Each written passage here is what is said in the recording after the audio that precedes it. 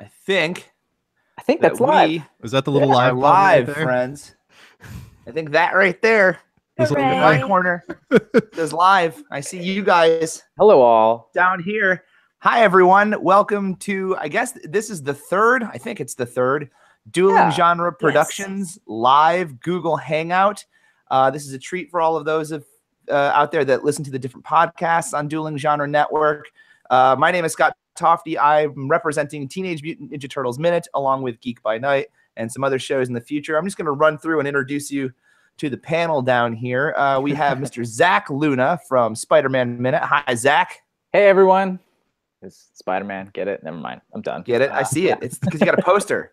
Oh, you are such a shameless self-promoter, Zach. Why do you like that? I don't know what we're talking about. Self-promotion. We have from Lord of the Rings Minute and the Doctor's Companion, we have Cass. Hi, Cass. Hi. I don't know if you can see behind me, but I also have a Lord of the Rings poster, but my camera sucks, so whatever. That's awesome. Okay. We trust you. We believe you wouldn't lie about that. So would you? No, not at all. Of course all not. Right. And last but not least, Mr. He told me I had to call him Mr. Adam Sheehan, also from Teenage Mutant Ninja Turtles Minute, my fellow co-host. Hi, Adam. Hello. You could just call me Adam. My dad's name is Mr. Sheehan. Really? Is that like his given name? Yeah, Mr.? Actually. His first name is Mr. Wow.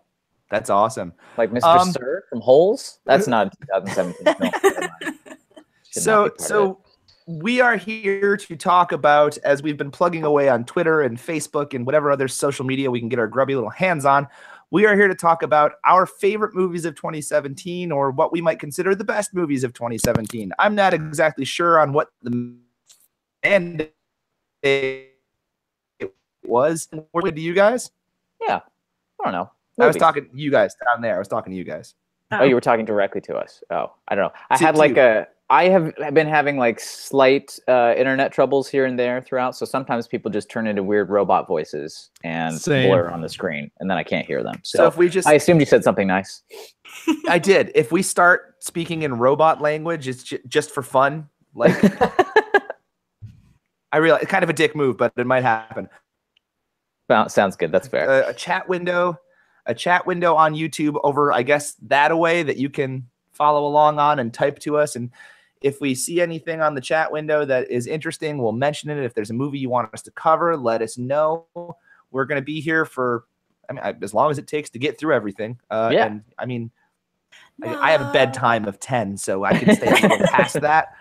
And then we're also, if you want to follow along on Twitter, on hashtag DGP Live, Dueling Genre Productions, DGP Live, and we can sift through that stuff pretty quickly for the purposes of keeping track on social media. So into it, shall we? Hell yeah. I have a Google Doc open with a whole bunch of movies that we listed. I'm just going to pull one at random that people have mentioned that they saw. I don't have these in chronological. I don't have them any kind of rank. I'm just going to pull this one out because it's the first one I'm looking at. Logan. How many of us saw Logan this year? Hands up. Or do we say it out loud? Because I definitely saw Logan this year. I saw it. Zach saw it. Adam, you saw it. I saw it. No, I didn't. I missed that one. All right. It's fine. We'll get to ones that I haven't seen and that other people haven't seen. Yeah. Not all of us have seen all of these movies. It'll not be a that give well and prepared. take. Yeah, exactly. But Adam, why don't you start us off? What did you think?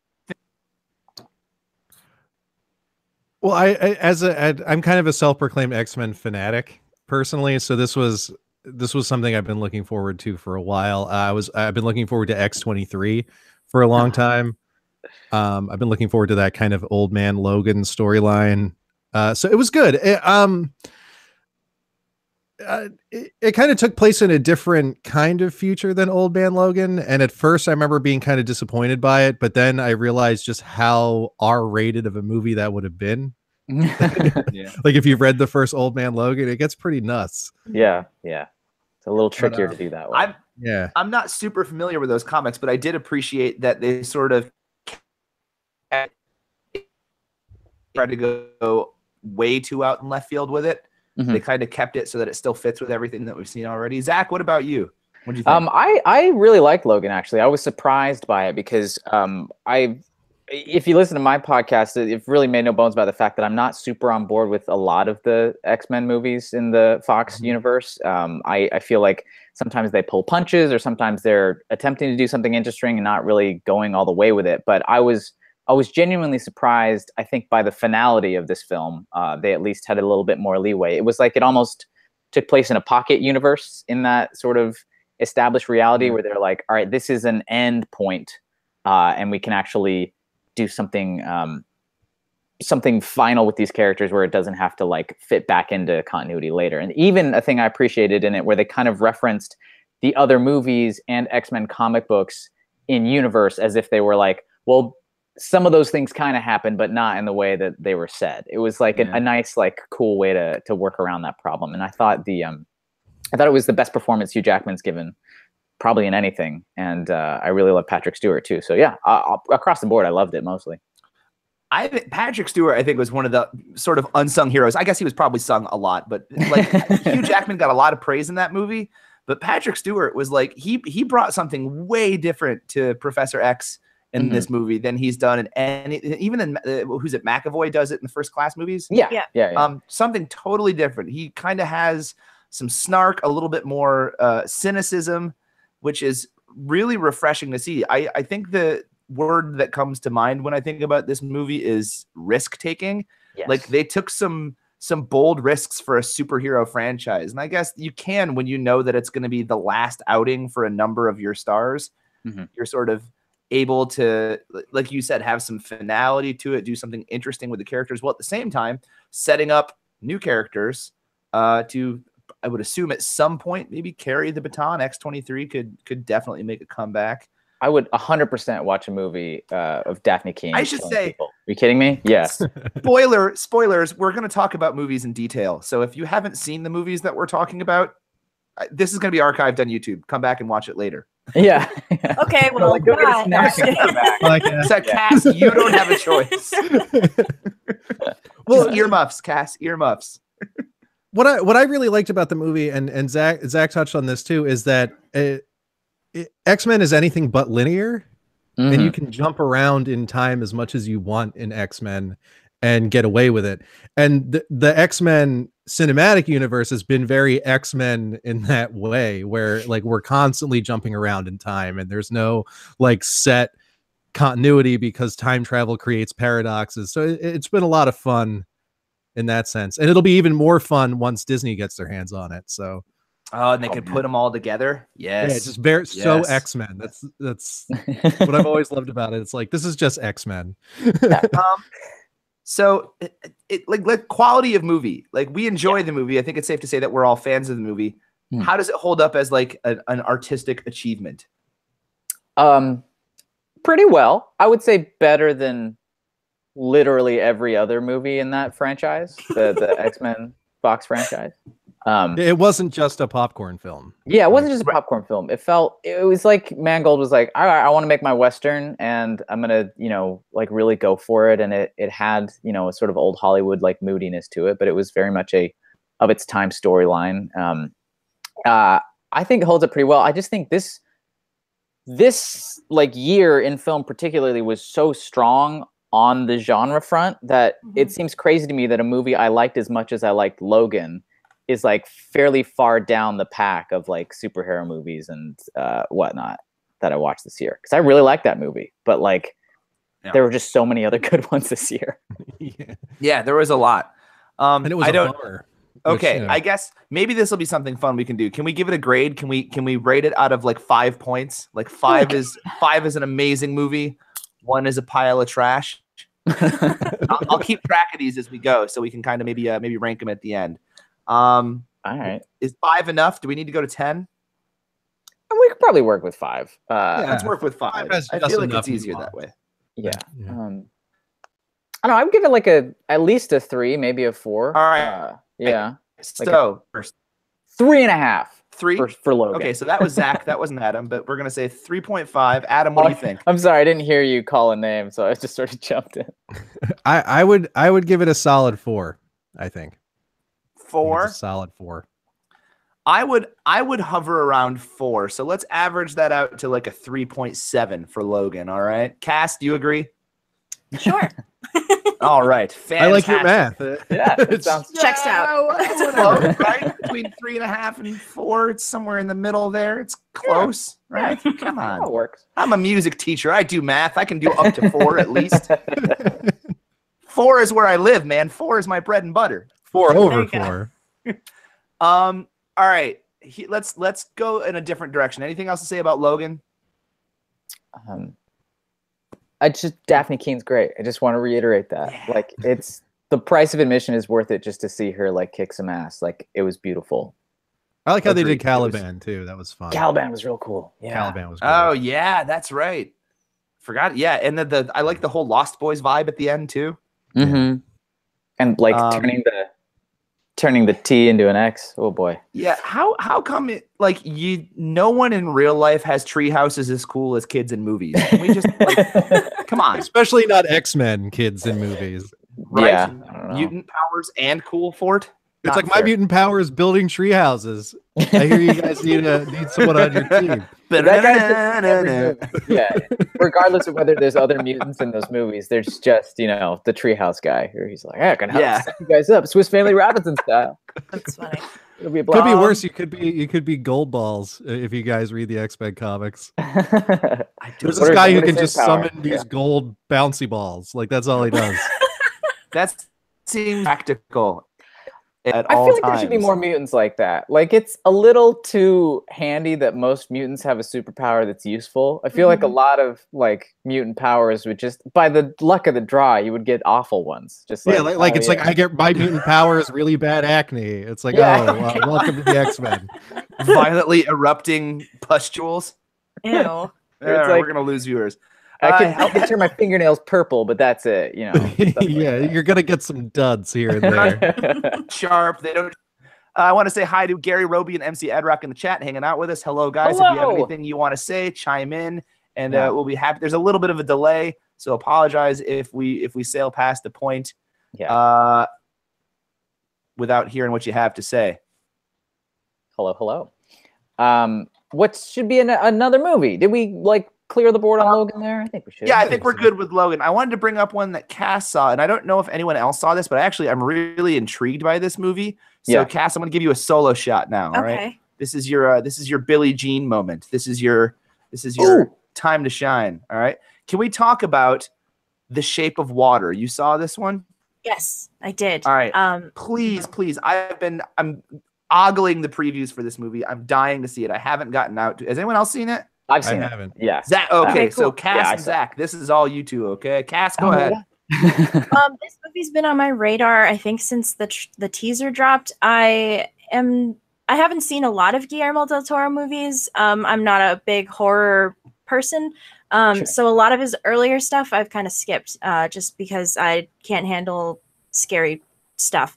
But I saw Crimson Peak a couple of years ago, and I really enjoyed that. Mm-hmm.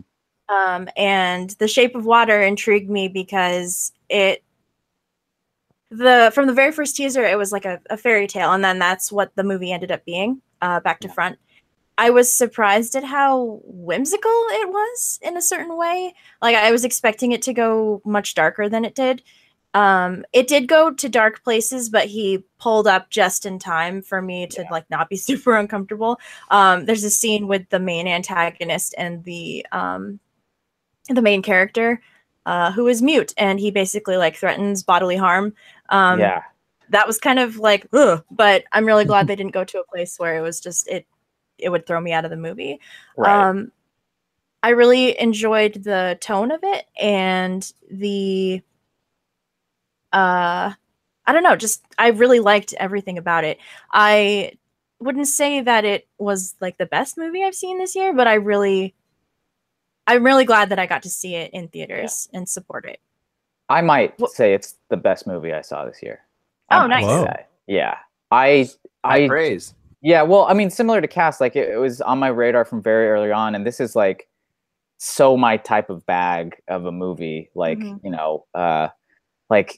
more romantic than I was expecting, and like whimsical and fairy tale and magical, but also with like a cool monster and like villains very that funny. Like it was super funny. Yeah, it was really funny, like really clever. And there was like, it's not like it like hit the theme super hard in the head, but there were through lines about, you know, oppression and racism and homophobia and what it means to be an artist struggling against an oppressive system. And there's, you know, Cold War parallels in there. Like it wove together a really interesting thread that I feel like, at least for me, I've found Guillermo del Toro's like Spanish language films to be a lot stronger than his English language films. And this was the first time that like it all kind of came together for me. Like I go to a Del Toro movie and I always know I'm going to love the production design. I always know I'm going to love the themes and usually like the type of stuff he's into, because it's stuff I'm into. Mm-hmm. But sometimes I'll watch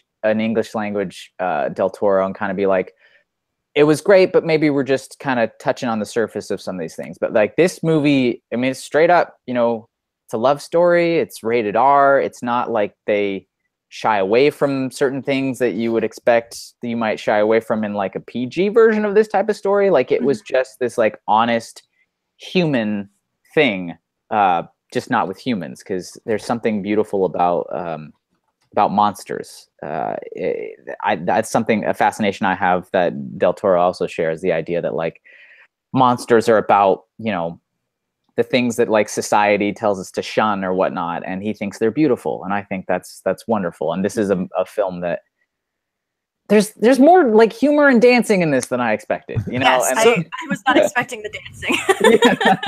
So as someone who hasn't seen it, and as a fan of Hellboy and the Hellboy franchise, is this not Abe Sapien?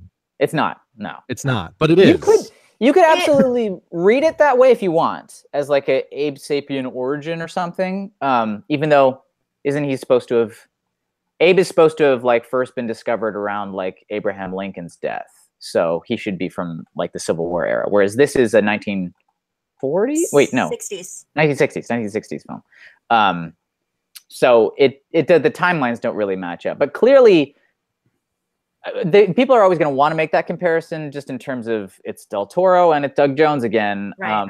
But I think it's much more akin to a fan film of love towards the creature of the Black Lagoon than it is specifically about the Hellboy universe. It really has nothing to do with Hellboy. It's just like I saw the trailer. I was like, okay, so it's not about Abe Sapien. Mm-hmm. But there's no way it's not about Abe Sapien. Like, right. Has anyone read any like interviews with Del Toro where he's talked about where the inspiration came from for this? And I apologize if anyone answered this. My connection kind of went haywire for a minute. So I've read a few interviews saying that this is one of his favorite films that he's ever made and one of the most personal to him.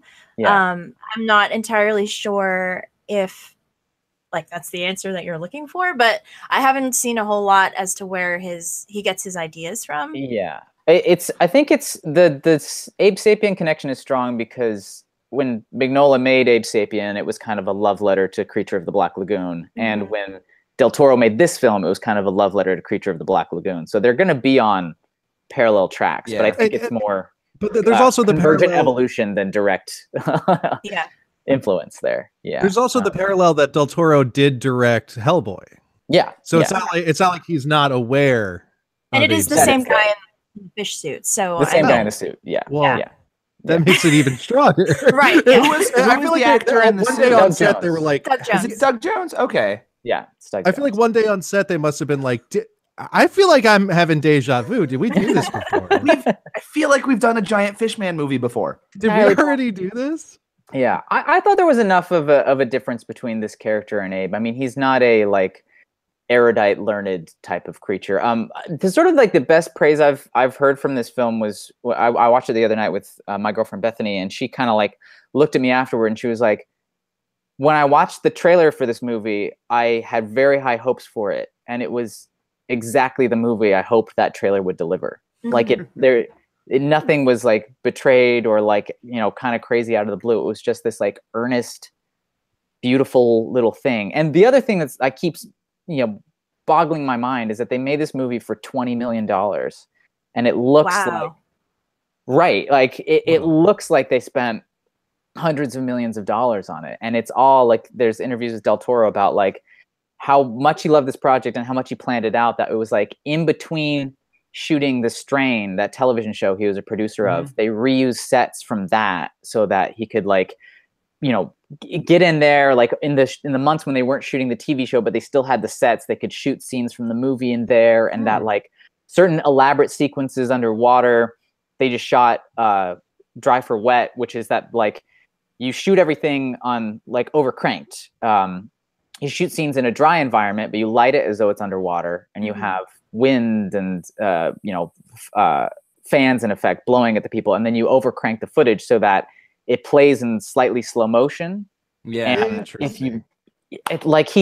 it's incredible that they pulled this off for 20 million. It's insane. A lot of movie magic involved. A lot of movie magic. Yeah, that's awesome. Yeah, and that makes me just want to see it more. Yeah. Now I do want to see it because it's great. Oh my god, like I'm trying to remember what movie it was that I saw that trailer first attached to, but it wasn't that long ago. Like it might have been maybe Guardians or Thor. Like one of those, I think, which we'll also talk about those. But like I saw this preview, and I think I was with my girlfriend at the time. And I was just like, "Wow, that actually like, I want to see that." yeah, and it's worth seeking out. I really absolutely. Loved it. All right, noted. We had Gary on the chat mentions that he wants to see it. Also, I want to say hi to Josh. Josh joining us on the chat. Hey, Josh. Everybody, if you want to have any suggestions, things you want to hear, type it in. That's type. Like your top movies, put them in there as well, and we can touch on that. Yeah, if we don't get to them, we'll do it. Let's rank it out of 5. Okay. Yeah. What do you think, Cass? Go ahead. Gosh, out of 5, for me personally, it was a 4.5 out of 5. Oh, whoa. I really enjoyed it, but it wasn't like again, it wasn't my favorite. Yeah, 5 out of 5 for me. Top film of the year.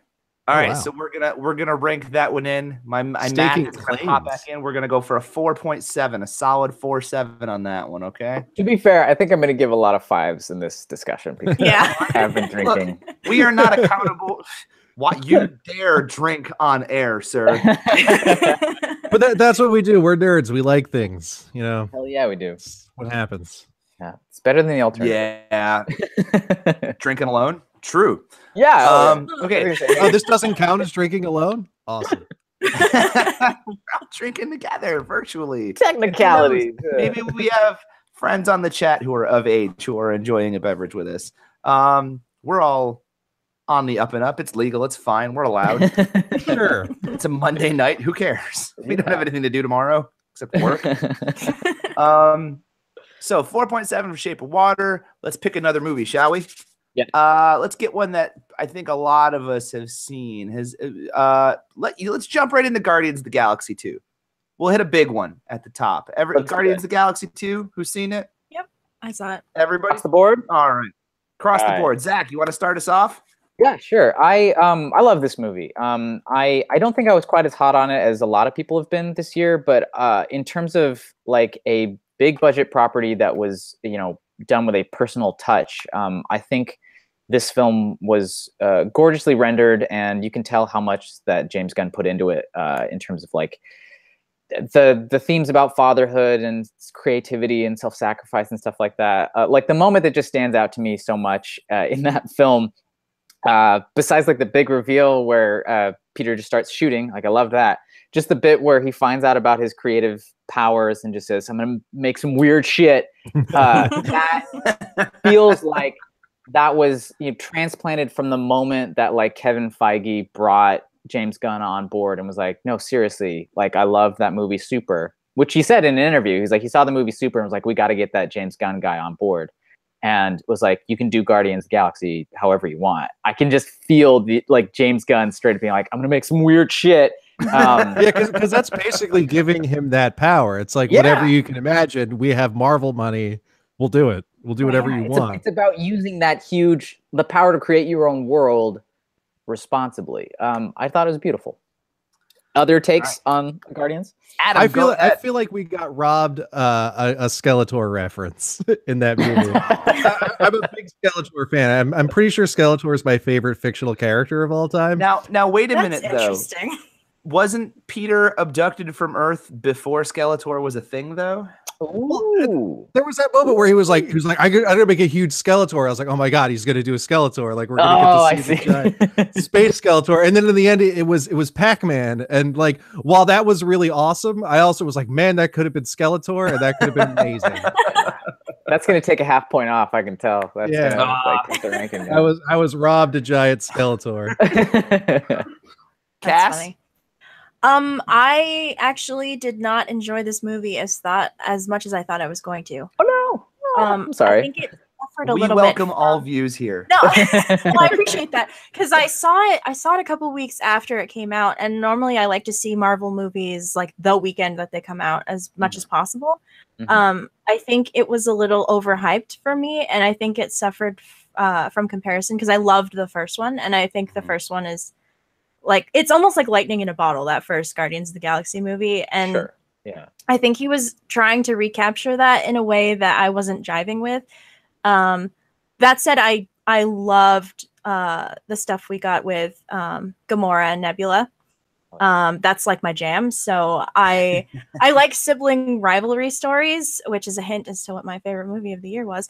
So I like that part, but everyone was quoting the I Married Poppins, y'all, and when I saw it, I was like, oh, that's it? That's really that's the line that people have been referencing all this time. So yeah, it was fun. I was enjoying it while I was watching it, but after I thought about it a little too much, I was just like, nah, not for me. So I can understand that. Yeah. Without diving too much into Star Wars, I got the same feel. I'm kind of a little bit with everyone here. I got the same feeling from Guardians 2 that I got from The Last Jedi the first time I saw it. I think I was expecting something different. And Guardians does this thing, and Star Wars kind of did it too, where it was a big allegorical story.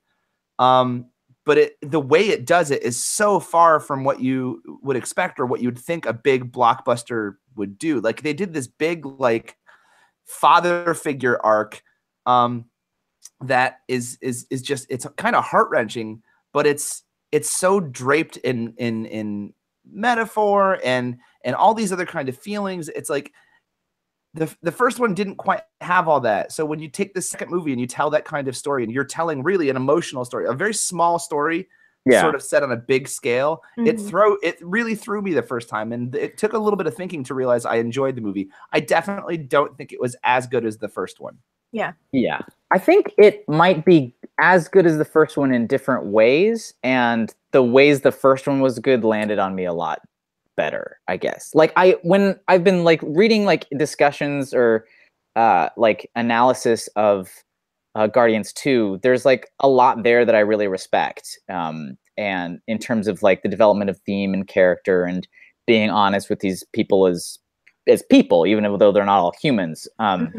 Like it all works for me on the page and in analysis. It just didn't land on me as emotionally hard as the first one. And part of that might just be the novelty of the first one, that there's nothing else like that movie when it came out. And you can't really ever feel that same way on a sequel. Yeah. And Guardians changed the game as far as what I feel like it changed the tonality of every blockbuster movie that's come after it. Like, I think we're going to look back at that movie and go like, this is the movie where like big serious blockbuster franchises said, oh, it's okay to be funny and kind of wink at the camera. Yeah. Like, or to try to shove in like soundtracks that are all needle drops, but maybe you don't have to do that for every movie. Suicide Squad works really well for some Suicide Squad. Suicide Squad is terrible. You should maybe drink a little water there. You have a bit of Suicide Squad is absolutely terrible. Was that a 2017 movie? It was made worse. No, but it was made worse by trying to be Guardians of the Galaxy. Good, because it was made worse by winning a freaking Oscar. Oh God! Oh God! That movie won an Oscar for makeup effects. It wasn't like it won one for screenwriting. It wasn't even some of the best makeup effects that year either. Like what? No, like did you see like Star Trek Beyond that year? Did you see the? Literally anything else with makeup effects that year. Literally anything else. God. Oh, man. Hashtag literally anything else. Literally anything We're else. talking but we're talking about Guardians 2. Yes. So should we rank this guy? Yeah, I really like the relationship between Drax and Mantis. I wanted to throw that out there. Oh, that's that's really cute. Excellent. Yeah, a dynamic you don't see very often. The sort of like a father-daughter under the wing sort of relationship, but also with this like weird anti-affection in it, where like he's like mean, but he means it well. It's such a unique thing with like the empath and the fruit. Go ahead, Adam. Well, Drax has become kind of this champion for the people who living on the autism spectrum also. Like he's like very literal, very so like their relationship was kind of just this like ultra autistic relationship that I think kind of touched on a lot of people. I thought it was great. I think it's fantastic that Dave Bautista, a former pro wrestler, has found something successful in Hollywood. He's amazing. Considering I hated him as a wrestler. Yeah, man, he's the worst. Yeah, I know. Okay, let's rank it before Adam and I get off into a pro wrestling debate. Adam, what's your ranking on Guardians 2? I'd give it like a 3, like a solid 3. It was okay. It was like a C++. Okay, 3. Cass? I think I agree with that. Like, yeah, I agree with 3. It was solid. It just wasn't for me. All right, 3. And Zach? I'd give it like a 4, maybe 4.5, because I know it really landed for some people. Even if it wasn't totally my jam, I was like really impressed with the craft, especially in terms of screenwriting and acting on display in that movie. And on that big of a weird moving platform of a like hundreds of $1 million Marvel movie, I was like shocked that it was as personal as it was, especially with like the end with like Rocket and the funeral and everything. Like I got to give it more than a 3. So I'll say at least a 4, Okay. So 4, I'm going to say a 3.5. So I think that puts us in the neighborhood of about a 3.3, 3.4, somewhere around there. Yes. Sure. Yeah, so. Yes, that works. Okay. my math says 3.4. Whatever you say. Yeah, just don't argue with me. I'm the one editing the Google Doc here. I just want to real quick. We have a couple of comments in the chat. Josh Dalton says that he didn't think he was gonna like it because his brother had seen it and didn't like it, and now he says he loves it though. So that's cool. Again, going into a movie with certain expectations can definitely have an really effect. change. How you lens it. Yeah. MC Adrock, we have a Beastie Boy watching us. It's awesome. Whoa. Is very high on the soundtrack. Oh, and, the soundtrack is great. Listen, I can't best soundtrack of the year, Guardians. Easy, hands down. yeah, It's fantastic. Except for there's maybe Baby Driver, maybe I don't know. Maybe Baby Driver. Maybe Baby Driver. Let's talk about that one. How many of us saw Baby Driver? Yep, I did. I missed it. 3? Oh, you missed it. Adam, you would like this one. Well, it was out in the. I don't really go to the theater very much anymore. Okay, yeah. So I kind of wait for stuff to come out. I spent too much time. I used to manage a movie theater, so going back there is just like fair. Yeah. Re-stimulation. Trauma. Yeah, so I wait for stuff to come to me, and then by the time Baby Driver was available, like it was the whole thing with Kevin Spacey, and now no one wants to even talk about him or the movie. It's like, do I watch it? Do I not watch it now? It's controversial view. I cannot not watch a movie if there's people that I hate in it. I know it's different for track different the number folks. of like negatives in there, so you can't wait. What you can't not. Let me clear. I can't base a movie I can't not like a movie that I've already seen. Oh, I see. Because something awful is associated with it. Like changes my perspective of the actor, not necessarily the character, and not necessarily the film. So with that sort of disclaimer being out there, yes, terrible person. He can go rot in hell for all I care. Yeah. Baby Driver, I thought was an amazing film. But for me, like I don't get to be like I didn't get to have that like, oh wow, this is an amazing movie, and then immediately learn these terrible things. It was like I learned all these terrible things, and it's like, do you still want to watch that movie? It's like, not really. Just pretend that much. If that do helps. what I do and pretend his name is Kevin Pollak, and it's fine. Okay? Right, fine.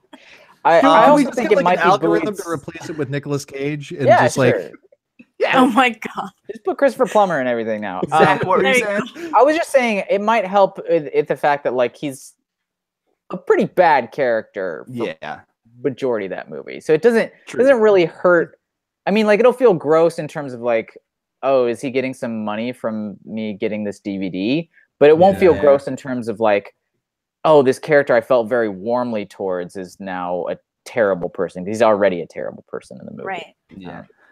As far as the movie, I have to give a shout out to Scott Corelli, the CEO, president, owner. He's the main man. The Maharaja of Dueling Genre Productions, because he is that film's best promotional tool. I would not have seen that movie if it wasn't for Scott Corelli posting all over social media like 3 times a day about this. Look at the poster. Look at the thing. This director. I was like, all right, well, if I don't go to see it, I feel like Scott's going to be mad at me personally. So I went and saw it. And I loved it. I also think he represents about 20% of its box office draw. Did you see it in theaters? I think he saw it about 37 times. Yeah. We saw it a lot. I saw it twice. Zach, what were your thoughts, man? I really dug it. Like, I almost expected it to be doing something even more unconventional than it was in terms of like in the lead up to this movie, people were talking about like, oh, this movie is like the integration of like music and sound with like timing. It's like a musical without song moments in it. And it was to a certain degree, but I was almost expecting it to be more mind blowing or something the first time I saw it. But the second time through I watched it, the main thing, and this always hits me with Edgar Wright movies, like the second time I'm watching them through, is just the craft on display is insane. Like it's in terms of like structure of the story, and it's a very simple story, but like done like really economically well, no wasted space, no wasted scenes. And like in terms of the shot geometry in that film, I always like maybe the first time through, I'm like, oh yeah, that makes sense. And then I think about it in the car on the way home, like, wait, can you imagine trying to plan and execute that shot? Oh my God. So it's not my favorite Wright movie, but it is impeccably well made. It's just a really well made movie. It's nice to see people skilled. Yeah. Did anyone else get a wicked crybaby vibe when they first saw like the promo images and the teaser? Like for some reason that was like, and the name baby's in the title. So I just kept having like this flashback to the Johnny Depp crybaby movie anytime I thought about it. Yeah. Which totally worked when I went to see it. Crybaby Driver. Crybaby Driver. I would watch that. Yeah. I would pay a lot of money to go see that. Cass, what did you think? I like all of Edgar Wright's movies, and it wasn't my favorite Edgar Wright movie. I can't help but compare it to, weirdly, The Shape of Water, because there are a lot of parallels. And it's interesting that they came out in the same year. Like the main character is either deaf or hard of hearing or like can't speak. So they communicate through sign language sometimes. And it's a fairy tale. Like at its core, it's a fairy tale. Shape of Water is a more feminine fairy tale, and Baby Driver is a very, very hyper masculine fairy tale. Normally I'm not into that sort of thing, but it really worked for me. It's a really good movie about terrible people. Yeah. And I also like heist movies. So it just, all the pieces came together for me. And Kevin Spacey, the person being a terrible person aside, I really liked it when I saw it. Nothing, I don't know. I don't think I've ever seen a movie that made me want to speed as much as this movie. It's always hard driving home after a movie like that. Yeah. Right? Yeah. Every time I see a Bond movie, that's like pulling out of the parking lot is a dangerous affair after the film. Yeah. I feel like that for Star Wars. Every time I see a Star Wars movie, driving home is kind of weird. Especially if it's snowy out and it's all coming at you like light speed. Dun, You dun, know? I think the closest was Mad Max Fury Road. Like I live in the middle of nowhere, Maine, and there are a lot of crazy back roads. So I was like, we're gonna watch this movie and then I'm gonna go for a drive because like, no, I liked it. I liked it a lot. Yeah, I really enjoyed it. And the thing that appealed to me, and I didn't even realize this when I like somehow in all of Scott Corelli's postings, I apparently missed where he said like that the music syncs up completely to the action on screen. Until after he actually saw it, and he finally said something about it. So I went and saw it, and it blew my mind. As a musician, I'm like watching for it now. I'm listening for every single beat, the crescendos of the music as it gets louder, like syncing up with the cars going fast. Like the thought that went into placing sound into this film is mind blowing. Mm-hmm. The story itself, it's a pretty average, like run of the mill, like heist flick. It's an old school. It's got some. It's very old school Hollywood kind of vibe. One of our listeners in the chat here said that the beginning of the movie was really solid and very fun to watch, and the end kind of felt a little generic. I kind of agree with that. Like it sort of ended in somewhat of a predictable manner, but I still loved it. Like I think it was a really great movie top to bottom, and I'm not someone who is like poring over every frame of Edgar Wright movies, but you definitely can. When you stop to take a minute and think about it, you notice it in this one. And this is probably I think I enjoy this one more than just about all the other ones that I've seen. I think the only other one that I like as much is probably Shaun of the Dead. Fair. Yeah. I love Shaun of the Dead. Great movie. Great movie. If you're following along at home, you should be listening to the Cornetto Minute podcast on duelinggenre.com. Hosted by Scott Corelli and Nick Corelli. Yeah, there you go. Go check that out. Duelinggenre.com. There's a sequence in Baby Driver where, like, I was reading one thing about the production on this film, and in terms of timing things to music and whatnot, they adjusted something fairly late in the shooting schedule about how this one sequence was going to work, and Edgar Wright realized that it would like change the timing of the song by a few seconds, and so he wrote a new scene wherein in the middle of a chase, Baby like stops and rewinds his song a little bit and starts it over again. Oh, that's so good. Talk to somebody so that it would perfectly track after that moment. It was like you could have cheated and like edited the song a little bit or something, but he was like, no, this is worth like keeping fidelity to. Just like that level of attention to detail is one of those things in this movie. That's pretty cool. Adam, I think you would like it. I think you would really enjoy it. And I really wanted to see it for the soundtrack and like what they did with the music and everything in it. I just in the week leading up to today's chat, I had to watch like 12 movies. so this was like at the very bottom of that pile. I said, listen, if you don't watch these, you can't be on. when you first asked me to do it, I looked at this list and I'd seen like all of 3 movies. I was like, I don't know if I can do this. I was like, I guess I'll just have to watch every movie to make up for lost time. Yeah. Fair. There you go. Fair. Like I kept like almost renting this and just going, no, I can't. Yeah. I'll get to it eventually, but it's just sure. Let's do the thing. Let's rank it. Okay. Cass, you want to start us off? Oh, 4.5. All right. That's a good score. Zach? Wow. Give it a 4.5. Yeah. I'm on board with you. I think 4.5 is all around. Unless Adam has anything to say about it. The movie about a movie I haven't seen. Yeah, why not? I get to have an opinion. I gave it a 2. Ah, no. Way to throw off the curve. I know, dragging down our average. Oh, Adam dragging down the average again. I'm that guy that just bids real high at an auction but isn't planning on buying anything. Just ruin it for everyone else. All right, so Baby Driver. I think that's the. I guess Shape of Water has a higher score than that. Cass and Zach being the only 2 that saw that one. All right, let's grab another one off the list here. How about, I haven't seen this one, Alien Covenant? I missed that as well. It was kind of okay. Am I the only one who saw it? I think you're the only one who saw it, but maybe some of our listeners divisive saw things about this movie. Yeah. If there's one takeaway to take away from this movie, it's that if anyone's going to rock a cowboy hat in space, it's Danny McBride. I'm glad like a cowboy hat in space, huh? Yeah. Like, what's that all about? I'm glad that exists. Yeah. Where does this one? Go ahead, Zach. I'm sorry, Zach. Go ahead. I was just gonna say, like, I've heard from some people that like your enjoyment of this film can kind of be predicated on like whether you're okay with like the human characters in movies, similar to Prometheus, just being dumb and not being the main thing you focus on. Like if you kind of just like hate the people in it, this can be a great time, is what I've heard. Which and they don't let you like the people in it very much either. Yeah. It was that. So where does this one take place in the timeline of Alien movies? I had a hard time placing it. I kept kind of coming in and out of it, honestly. Like I kind of had it on in the background after a while. I think it takes place after. I'm sensing a high rating for this one. And does Prometheus take place before all the other Alien movies? Technically, Yes. So I think this is between Prometheus and Alien so far. Yeah.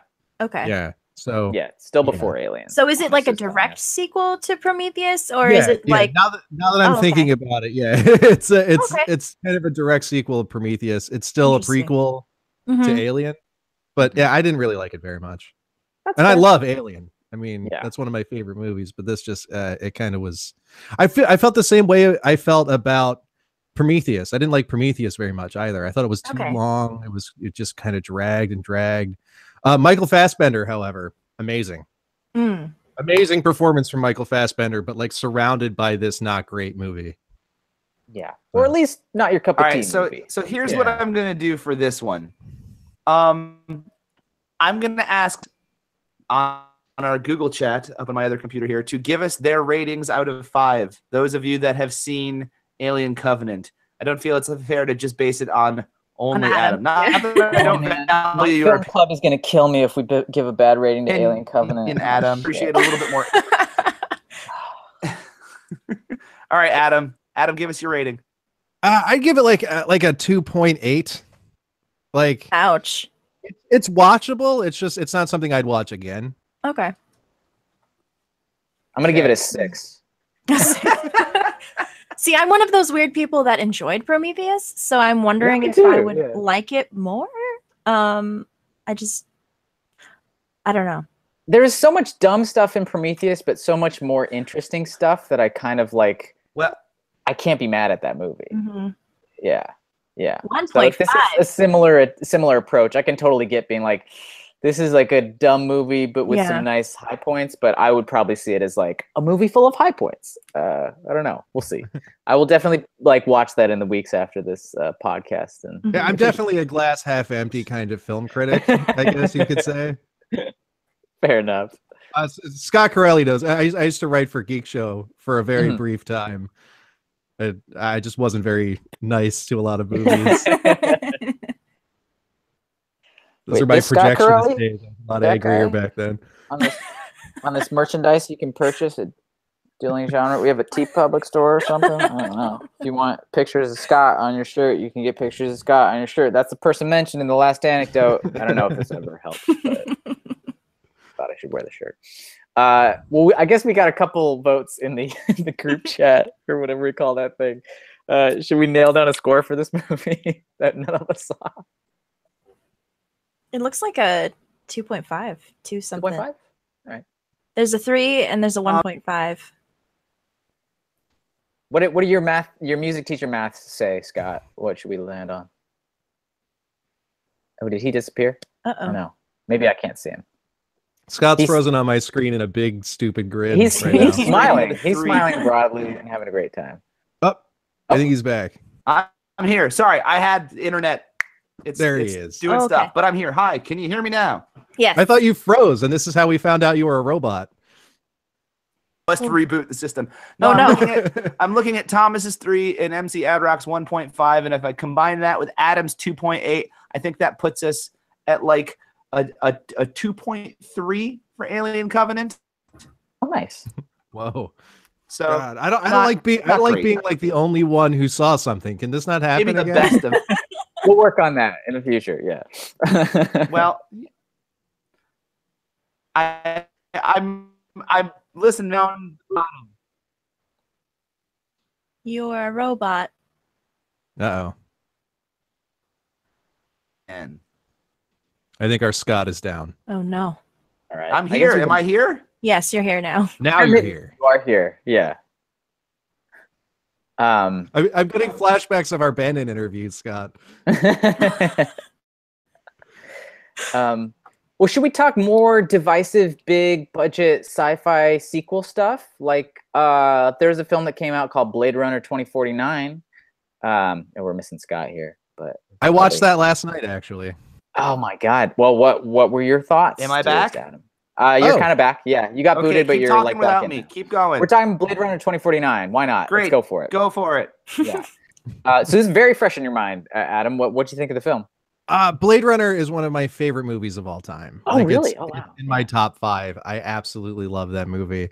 So it's hard to place it, especially since I just saw it. Yeah. First of all, it was incredibly long. I was not expecting a movie that long. When I saw the runtime, I was like, are they serious? I was like, is this with deleted scenes? This is just the movie. So there was that. I usually anything that really breaches the 2-hour mark, I start to get antsy. Sure. But it's I have such mixed feelings about it because I loved the way it looked. I loved some of the things they did with like Rachel's character from Blade Runner. Yeah. There was just some weird things about it. Like there was some subtle sexism that was kind of throughout the movie that kept bothering me. Ryan Gosling was great. I don't usually ever say that sentence. I do all the time. So I liked Ryan Gosling. I really loved. I also I don't know if this is too spoilery. Are we just spoiling stuff? Since has everybody spoiling seen spoilers all around? I've seen it. Right. Yes. I have not seen regular Blade Runner. I've never seen Blade Runner, so this is one that I was just. But that's fair. The thing I loved about Blade Runner, and this is kind of depending on the version you're watching, is it's kind of ambiguous as to whether or not Deckard is a replicant. Yeah. And I went into watching this one going, oh my God, we're finally going to know for sure if he's a replicant. And I came out of that movie going, I'm still not that sure. But that's great. That's and I loved that. I was like, thank God they just left it kind of dangling. Yes. Now, is that something that has been dangling? Sorry. Yeah. Zach, go ahead. I'll jump in a minute. You go. I would have been way more frustrated. I think it's way less satisfying either way. Not to start the Last Jedi argument too quickly, but it's similar to the idea of Rey's parentage, where an answer of no one or an answer of we don't know if he's a replicant or not is way more helpful story-wise than a here's the answer type of beat in the storytelling. I don't know. I just love Blade Runner 2049. I genuinely think it was one of the best movies that came out this year. It's very long. It is. But it's like a tone poem. It's about luxuriating in this space. And for me, as a person who always respected the original Blade Runner, but never really jived with it. I could watch that movie and be like, I get why this influenced so many people. I get why it's heralded as a classic, but it doesn't really make me feel very much. This film landed just so squarely on the nose for me with the way that it sort of subverted traditional chosen one narratives and the way that it was. I think it's a much more interesting. This isn't a spoiler. I think it's a much more interesting concept to do a movie talking about a character who knows they're a robot and is wondering what it means to be human than it is to do a movie about an ostensibly human person who's not sure if there's a robot. I just loved it so much. It's gorgeous. And there were those kind of that reminiscent feel of Last Jedi, of even Ryan Gosling's character being like, am I this person I'm looking for or not? Yeah. And I felt a lot of that. I'm sorry, Scott, I think I cut you off. No, I just had a couple things. I watched Blade Runner, the original one, years ago, and I never really quite got into it. And before I went to see this one, I watched Blade Runner again. And for some reason, I don't know if I'm just not remembering it or if it never hit me, this question of, is Deckard a replicant? Just never even occurred to me. It's not mentioned in the film that he might be, right? It depends on the cut of the film you're watching. Yeah. Okay. Yeah, I've only ever watched, I think, the theatrical cut with the voiceover. The theatrical cut, it's not even really ambiguous. They don't even really bring it up. In the director's cut, it's still kind of a little bit more it's not so much that they actually ask the question, but they kind of almost force it out of you to go, wait a minute, is he a robot? Okay. Yeah. And then in the final cut, there's kind of this, is he, isn't he? Kind of, it's even more intense. So it's depending on which version you're watching. Gotcha. Yeah. Well, that being said, I think I enjoyed Blade Runner 2049 way more than I enjoyed the original Blade Runner. And I don't know if it's just because it's sort of more updated storytelling and kind of more modern convention as far as filmmaking goes. But it was more entertaining. I feel like the entertainment value was ratcheted up a lot more in 2049. And I guess probably, again, depending on which cut of Blade Runner you watch, it's probably very different. I saw the theatrical cut, and it's a hard movie to get through sometimes. The theatrical cut isn't great either. Yeah, okay. I prefer the final cut, I think, Yeah. for the original. Well, now you just sold me on another movie I have to go watch. Yeah, check out the final. But I liked 2049. I thought it was great. I thought it was very good. I have the work print on DVD. Like, that's how far down that rabbit hole. Oh wow. Do you I love bad. Yeah, I love bad film transfers. So the idea of watching a work print of Blade Runner, I'm like, yes, give me all of the tape splices. It's great. MC Adrock is saying, I like how they wink at that by coming right out and telling you that Gosling's a robot like 5 minutes in. It was super refreshing, and the sort of slow reveal with him and Dave Bautista. Dave Bautista again, great in this film. Great in the beginning. Way better in this film than I thought he was in Guardians, by the way. Oh, it's like two different types of performance. Yeah, this is a very it's controlled small thing versus like laughing all the time. But man, so here's the thing with Dave Bautista though, in Guardians.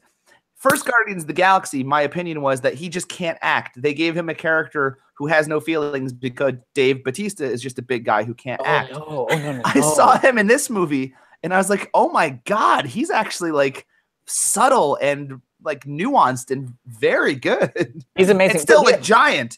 But it's still very hard to pull off what he does in the first Guardians, which is like having the timing of like a character who like has no emotions or isn't like present, but like still like filling them with humanity. I think like his work in the first Guardians is amazing acting. Are you familiar with him in his work in WWE? God, no. Well, he's such a great actor. I mean, he's pretended to be a wrestler for this long.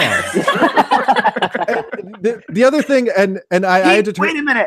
He went back to wrestling after the first Guardians came out as a huge star, and got booed out of the arena for it. I started watching professional wrestling around that time because my husband is super into it, and I was like, "Oh, who's this guy?" And then I saw him in Guardians, and like the context is completely different because he's this guy coming back, and he's like, "I haven't been working here forever. I'm awesome," and everyone's like booing him, and I really loved him in Guardians. So I didn't even know he was in Blade Runner 2049. That's really cool. He's real good. I did turn to Rachel in that first scene and go, "What? I'm supposed to believe Ryan Gosling can beat up Batista?" and you're like, just snapped. It's crazy. Funny. Yeah. That's how they reveal it. Is that like it's absurd that anybody could beat up Dave Bautista.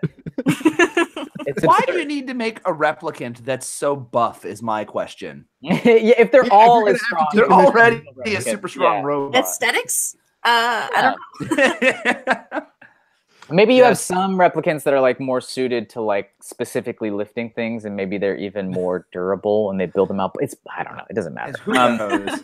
Another one of those like milkshakey ducky type of things is that like, Jared Leto's in this movie, and depending on who you hear things from, like he is like not a great dude, but how he's used in the film, similarly with our conversation with Baby Driver, like his like general air of like, God, this guy is such a douchebag, works in the film really well. I think. Yeah. Like his like just detestable essence that like radiates off of him, where you just hate him. You just hate him when you see his face. You hate him. I think it works great. Bring up something that happens with me, and I want your guys' opinion on this. This isn't specifically with 2017 movies, but Jared Leto, Leonardo DiCaprio, Tom Cruise, and James Franco all have the same problem when I watch them.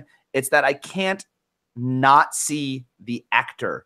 There are so many roles by any one of those guys where I'm just like, I don't believe this. I don't believe that you're this person. I don't know. Like Tom Cruise's best movie is Tropic Thunder. Leonardo DiCaprio was great in Catch Me If You Can. Tom Cruise's best movie is Edge of Tomorrow. Let's be real here. Come on. Was what? Edge of Tomorrow. That is Tom Cruise's best movie. Yeah, seriously? I'll agree with that. Yeah. But like Jared Leto, I don't think I've seen him in anything I like. I just can't stand him. And his band is awful too. Well, the best thing about is awful. Yes. The best thing about Jared Leto, and here's my cynicism coming out again, is every movie he's ever in, he either dies or gets really, really, really, really hurt. Like really hurt. Yeah. Which is nice. Yeah. Like every movie he's in, he gets like just so badly beaten. Well, I guess there's some solace taken in that. Cass, did we hear your thoughts on Blade Runner? I didn't see it. Okay. Oh, you didn't see it? Okay.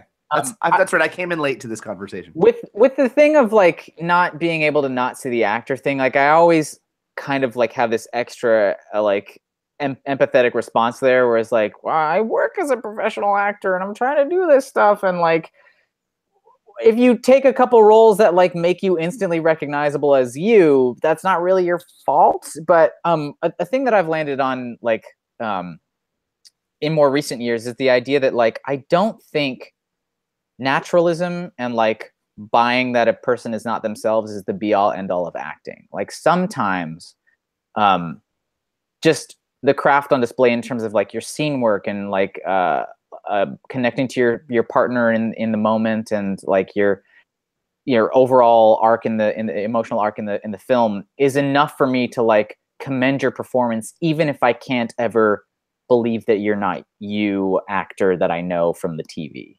like I can extend that courtesy to them because I kind of see all actors that way now, where I'm thinking of them as the actor while I'm watching the film. Yeah. It also hit me again, just to point out how crazy this movie has an effect on the year coming when it did. Mark Hamill I'm seeing him on screen now in Last Jedi. I was just like, oh, it's just like, it takes many viewings of that movie to go Luke Skywalker. It takes one, bro. It takes one. I don't know how big of a Last Jedi discussion we want to have and when it's going to happen. Not super I'm just big. waiting. It can't be super big. It's like we already did this. Yeah. We did it already. We'll have a little one. I don't want to have to spar with Zach again. Yeah, you had a good one. That's right. I listened to that. That was fun. If you haven't listened to the all from a place of love, if you haven't listened to the Dueling Genre special Last Jedi review show, go listen to that too.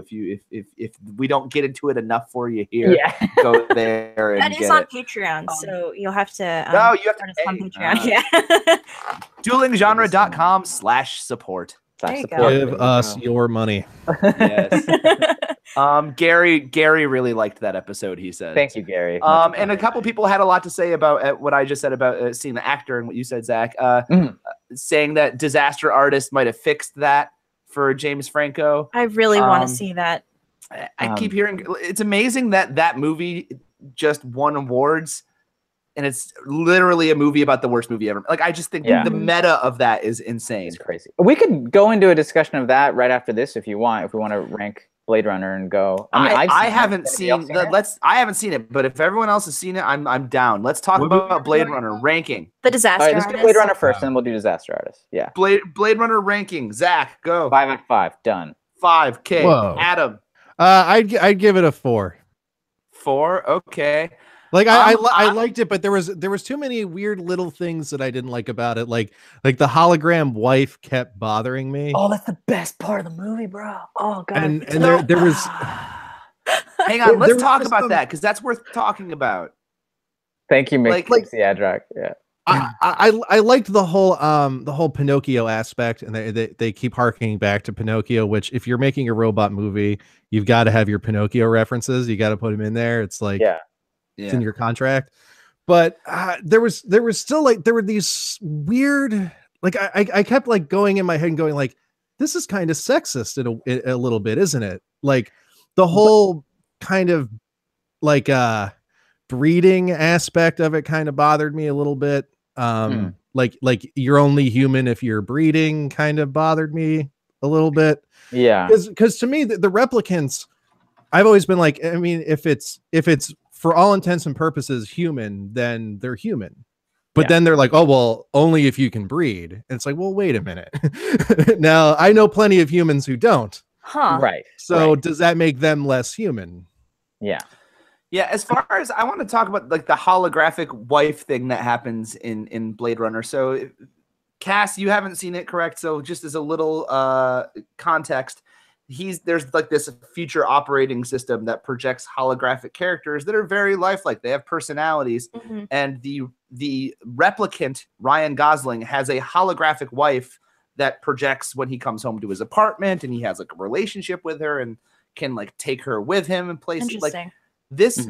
I thought it was. I definitely hear what you're saying, Adam. There's definitely a sexist element to it. I almost saw it as intentional. Yeah. And I almost saw it as a commentary on kind of, you know, things that we see. Treating women as objects. Yeah. But I also thought that they took that, and by the end of the movie, they sort of turned it into something almost sweet and almost the fact that he had real feelings and it wasn't just this strict objectification for this holographic character. I thought it was a very interesting way that the holographic wife had her arc in the film. Totally. Yeah. That she had her own sense of agency. And in terms of, I find something beautiful about like a system that's set up in an ugly, you know, truncated way, a striation of society or class borders that are like seen as immutable, and people find ways of connecting across them regardless, that like the human spirit is bigger than these oppressive forces. I thought there was something so beautiful about the idea of like, a robot man who's like already seen as like a second-class citizen and not fully human. You know, he comes home to like graffiti sprayed across his door, calling him a skin job and stuff. And like even his like closest people he works with treat him like a subhuman object.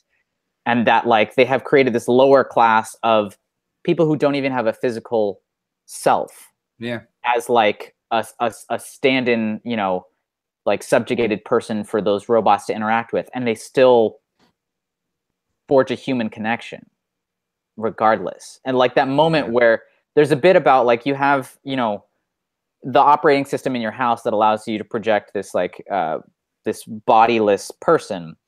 There's like an upgrade you can buy for it where you can carry them around with you, so that like your robot person could like go with you on your, you know, drive somewhere, you know, because they're now projecting from your pocket. There's this like moment of self-sacrifice that happens at one point in terms of like staying home where you're safe or going out where you become a vulnerable thing, not in a physical body, but still tied to a physical object, that I thought was like beautiful. Or yeah, I just loved it. I also liked the little Peter and the Wolf jingle that they play like every time she's kind of present but not really there. Like I liked that theme a lot. Dun, dun, dun, dun, dun, dun. Yeah. Yes, I'm teaching Peter and the Wolf to my first grade students this week, so this is perfect timing. Yeah. Oh no, Gary in the chat brought up that the way I was talking about Joy reminded him of Her, the Scarlett Johansson movie with Joaquin Phoenix, and it's very much that same type of thing. Yeah. It's just beautiful. I love that movie.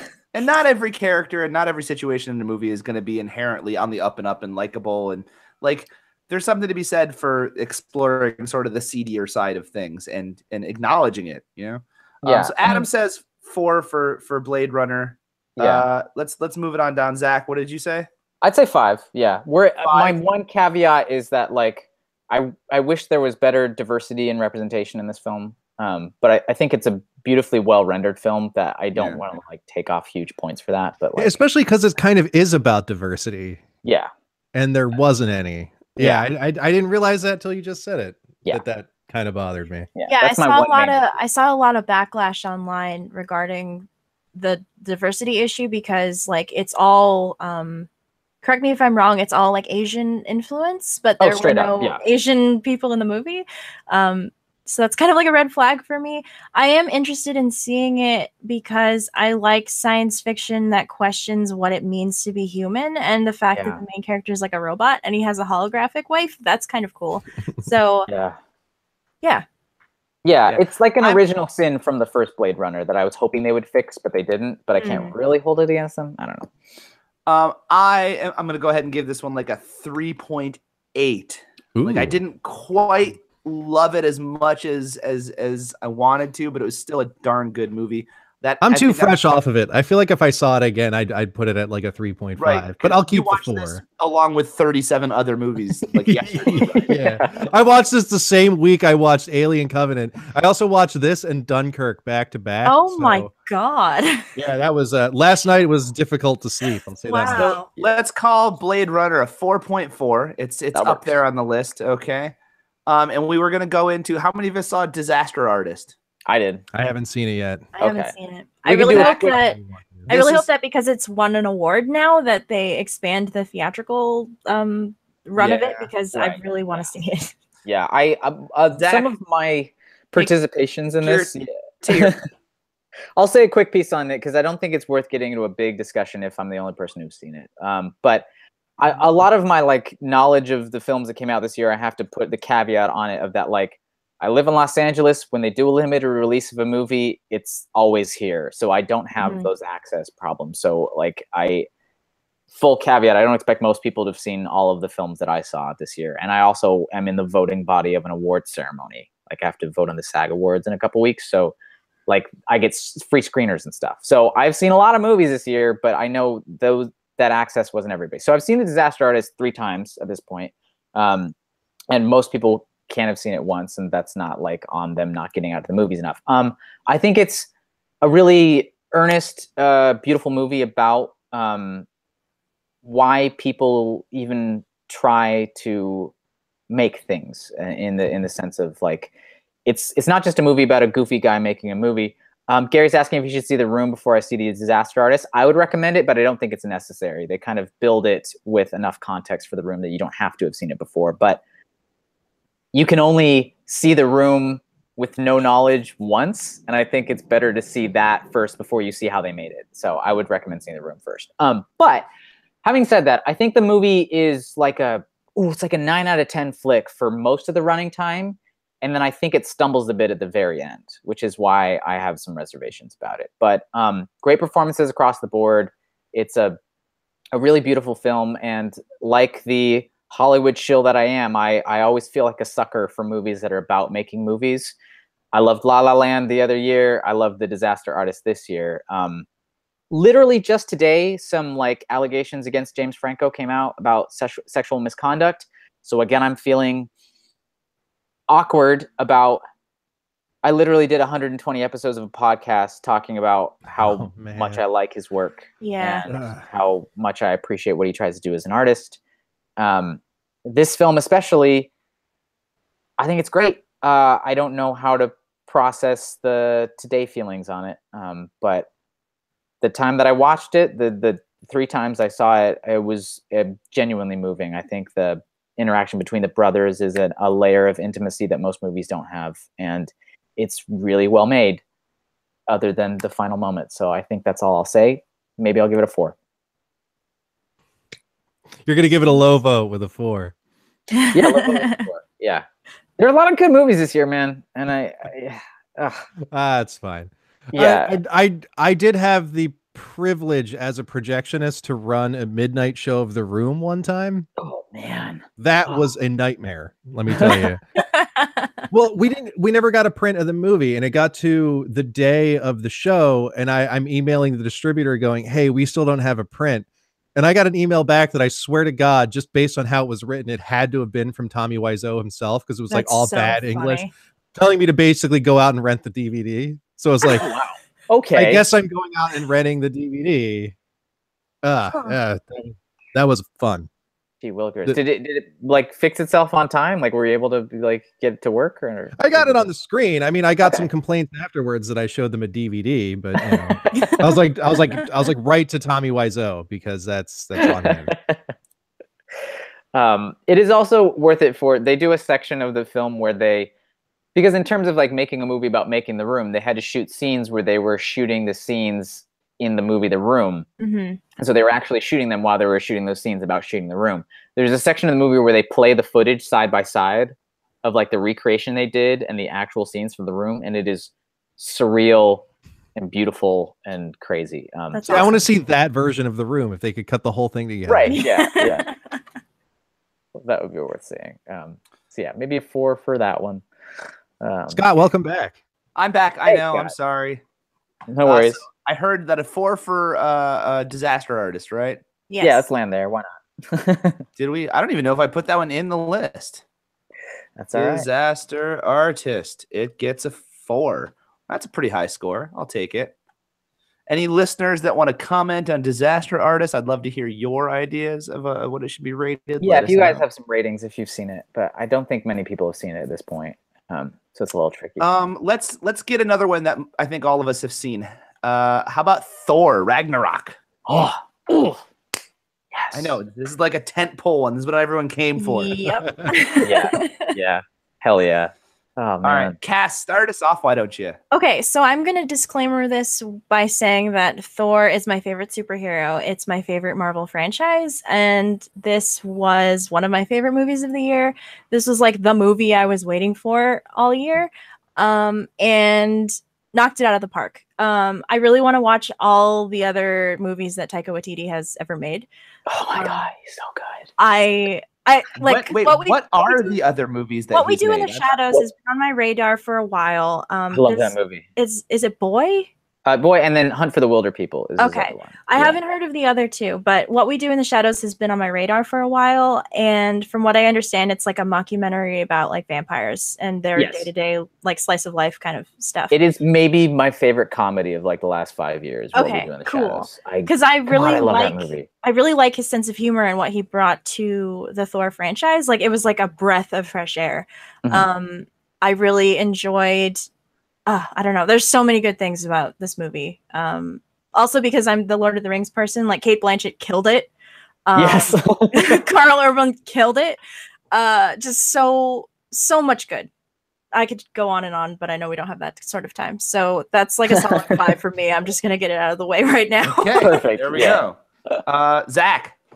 I love this film. Yeah, I think Cass hit all the nails right directly on the head. In terms of like doing something novel with what can seem like a constrained studio scenario. I mean, granted, Marvel is the only company that's like actually succeeded at doing like a cinematic universe. So it just feels a bit weird to talk about like, oh, this established thing where like you crank out a Marvel Cinematic Universe movie and it does well. Right. Like that's still hard to do. But in terms of like putting a genuine, unique spin on it, the sort of like loose feeling improvisational tone that Taika Waititi brought to it was amazing, light and fun and hilarious. I think by far the funniest Marvel movie. And I always see that as a good thing. I don't really buy into like the narrative that like, you know, oh, these like, why are you making jokey joke movies? I think that's part of the human condition. And I think if sometimes if you land a good laugh, it can make the like dramatic things land even stronger. And I thought like, is contrast. And I also love that it was like one of the few movies that was like in this like big like machinery of moviedom that was like actually genuinely politically critical about like colonialism and stuff. Yes. I thought that was rad as all get out. And oh my God, Cate Blanchett's the hottest thing in the world. So yeah, straight up 5 for me too. I love that movie. All right, Adam. So I'm gonna preface this by saying I'm not a very big Thor fan, and that's not to say that Thor sucks. I've just never really been that into Thor. But Thor sucks. So the other Thor movies so far didn't really grab me. I think mostly because they were Thor stories, and I was just kind of there because my friends were going, and you know whatever. Yeah. That being said, I loved this movie. There was just like they did everything well. Like everything about this movie was great, and there was so much Jack Kirby in this movie. Oh God, with my inner Jack Kirby fan just like the rest of my body exploded, and all that was left was the Jack Kirby fan that lives inside of me. I loved it. I absolutely loved it. I really felt that this movie was, and I may be off here, but it was heavily influenced by Guardians 1. Like I said earlier, I think that first Guardians movie that James Gunn did sort of like knocked the door down for what you can do as far as comedy and improv in a movie like that. And Thor Ragnarok had it in spades. And not only that, but I think you have the best portrayal of the Hulk and Banner ever in this movie. I agree. I think it's the layers that works on in this film is just astonishing. the dude that's made out of rocks, the British dude, Korg. Korg, that guy. Yes. Is I want the standalone movie with him now. That is what a brilliant stroke of imagination. Do you know who that is? Scott, no. Do you know who that is? That's Taika Waititi. Yeah. That's the director of the film, plays the Rockman. No way. Yeah. That's awesome. That also makes me want to see his other movies because he's the lead in What We Do in the Shadows. It's fantastic. And I love that they managed to make this. Look, each Thor movie is completely different than the one before it. The first Thor movie I really liked. The second one I didn't. It was much darker. It was totally different vibe. This one, again, completely different vibe.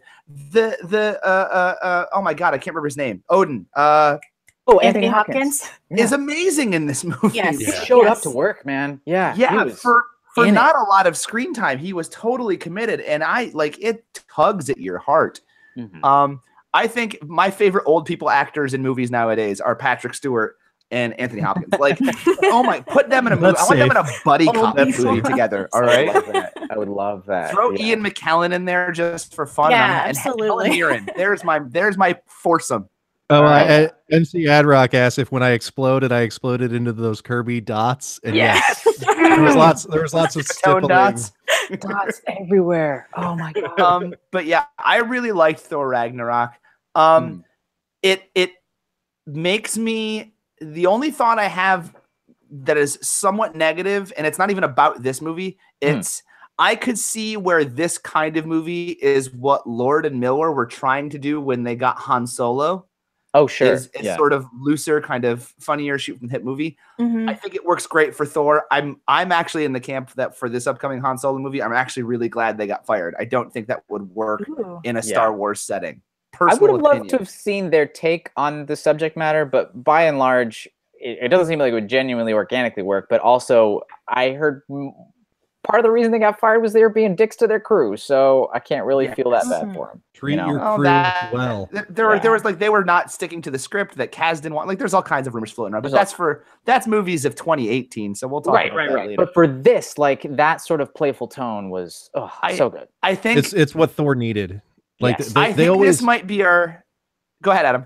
They always almost went into that level of comedy in the other Thor movies, but kept kind of pulling it back. And this was the first time they were just like, "Screw it, we're going to make this funny," and it was the best. I agree with you. I literally just watched Thor last night because I talked about it on the Countdown to Infinity episodes that are coming out with Ray and Chris and Becca. Also on Dueling Genre Productions. It was a lot of fun. I hadn't seen it since I saw Ragnarok, so coming to it post Ragnarok was really cool because that level of humor has always kind of been in the Thor movies, but not to the extent not focused on. Not like. Is it the first one where he walks into the back of the car or something? Yeah, he gets run over by a car twice. Right. Or he finishes his coffee and smashes the mug on the ground. Is like another there is a level of comedy and it's really cool. There are moments. Yeah, it's like broad strokes. It's not like the focused kind of style that Waititi brings to the Thor franchise. But yeah, I don't know. I just want Jeff Goldblum. Jeff Goldblum. Oh yeah, dude.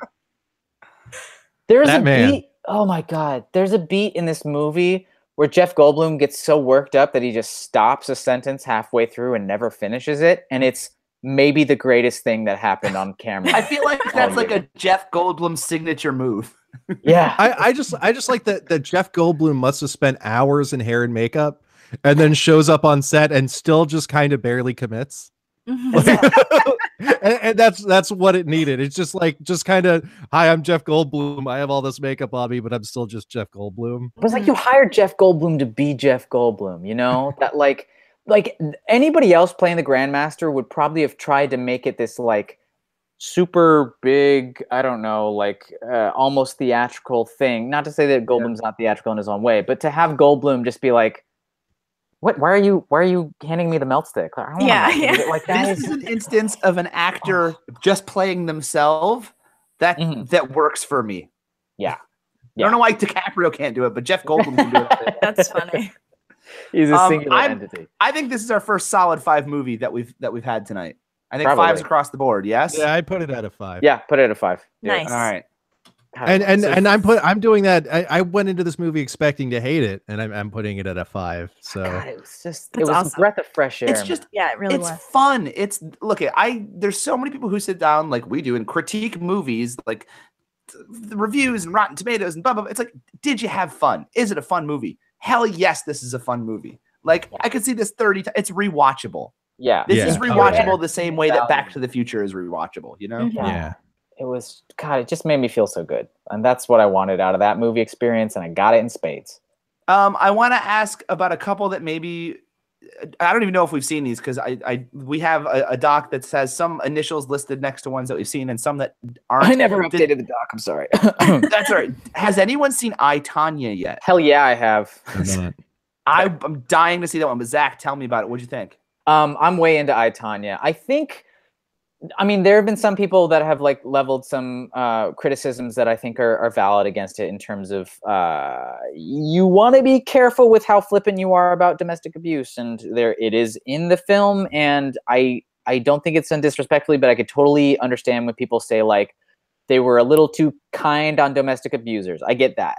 In general, I think this movie is a fantastic showcase for performances, and like me being who I am, that's the main thing I go to movies for. If there's an excuse for a great performance, I will like usually forgive a lot. And Margot Robbie is incredible in this movie. Allison Janney is incredible in this movie. Sebastian Stan is pretty darn good. But like in terms of like a story that we all kind of know a little bit about in the back of our brains, like the Tonya Harding thing, it was amazing seeing this film where the kind of general conceit was they had done these documentary style interviews with the people involved in the whole Tonya Harding, Nancy Kerrigan incident.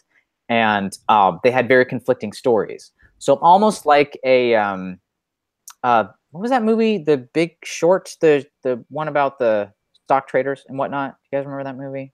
I don't remember. That was one of them. There was 2. Sure. Yeah.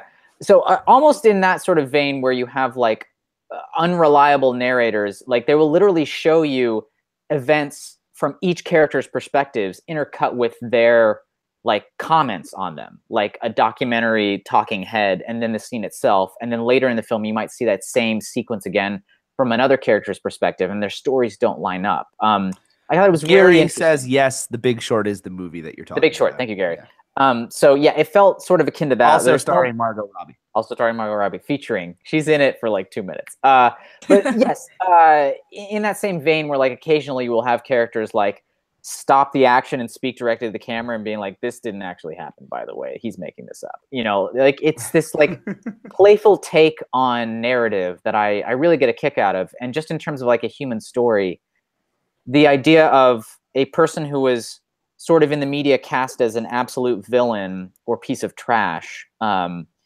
getting their due in this way where you're committed to this one thing, this like one skill set so focused that you didn't even notice the bad things going on in your life or they were worth it. And then somebody related to you does something dumb and it ruins your life. I mean, I didn't even know this before going into the movie, but like literally Tonya Harding, who was like a joke since the 90s, like you can make a Tonya Harding joke. She was literally the best figure skater in the world. Yeah. Mm-hmm. No question. There's a reason that it was such a big deal. She was the only human being on the planet who could land a triple axel at that time. And still, there's only like maybe 4 people that can do it, period. Well, I heard also in the filming of this movie, they had to do it through editing. Like they couldn't even get a stunt person to do it. Yeah, because like like 1 or 2 skaters who could do it today weren't they couldn't be good doubles for Margot Robbie. So the double could do a double axel and they could finick it a little bit. Was there like an insurance issue too? Like no one wanted to try to do it for a movie set with the Olympics coming up? Right. Yeah. That it would be like too big of a risk. So it's like, Tonya Harding was like a person who could do feats no other human being could do on ice at that moment in time. And because of like dumb circumstances in her life, she ended up a pariah and banned from figure skating for life when it was like her only passion. Like there's something like almost like a Greek tragedy about it. And it's like really affecting. And I think the performances in it are great. So like, all right. I would give that. How do you rank it, Zach? I give it another solid 4. I give it like maybe even creeping towards a 4.5, but I don't want my feelings to like weight too hard in it. So I give it another solid 4. Yeah. We'll give it a solid 4, okay? Yeah, another solid 4. As we are closing in on an hour and a half here, I'm going to try to get through these a little bit quicker. We've got some big ones still to come up. Who saw Get Out? You know how I feel once something hits 2 hours. You lose me. Yes. That's right. That's Get Out. Who saw Get Out? Straight up, yes. I saw it. Adam, Zach? Okay, Adam, give us a little bit on this one. Yeah. I really enjoyed it. This was another movie that I went into not expecting much and came out of it just completely floored. Because I used to love horror movies as a kid and as a teenager, but I've since they just don't do it for me anymore. I don't really enjoy horror, the genre, as much as I used to, especially with what it's kind of become. It's all either kind of jump scares or this like super ultra violent like torture porn.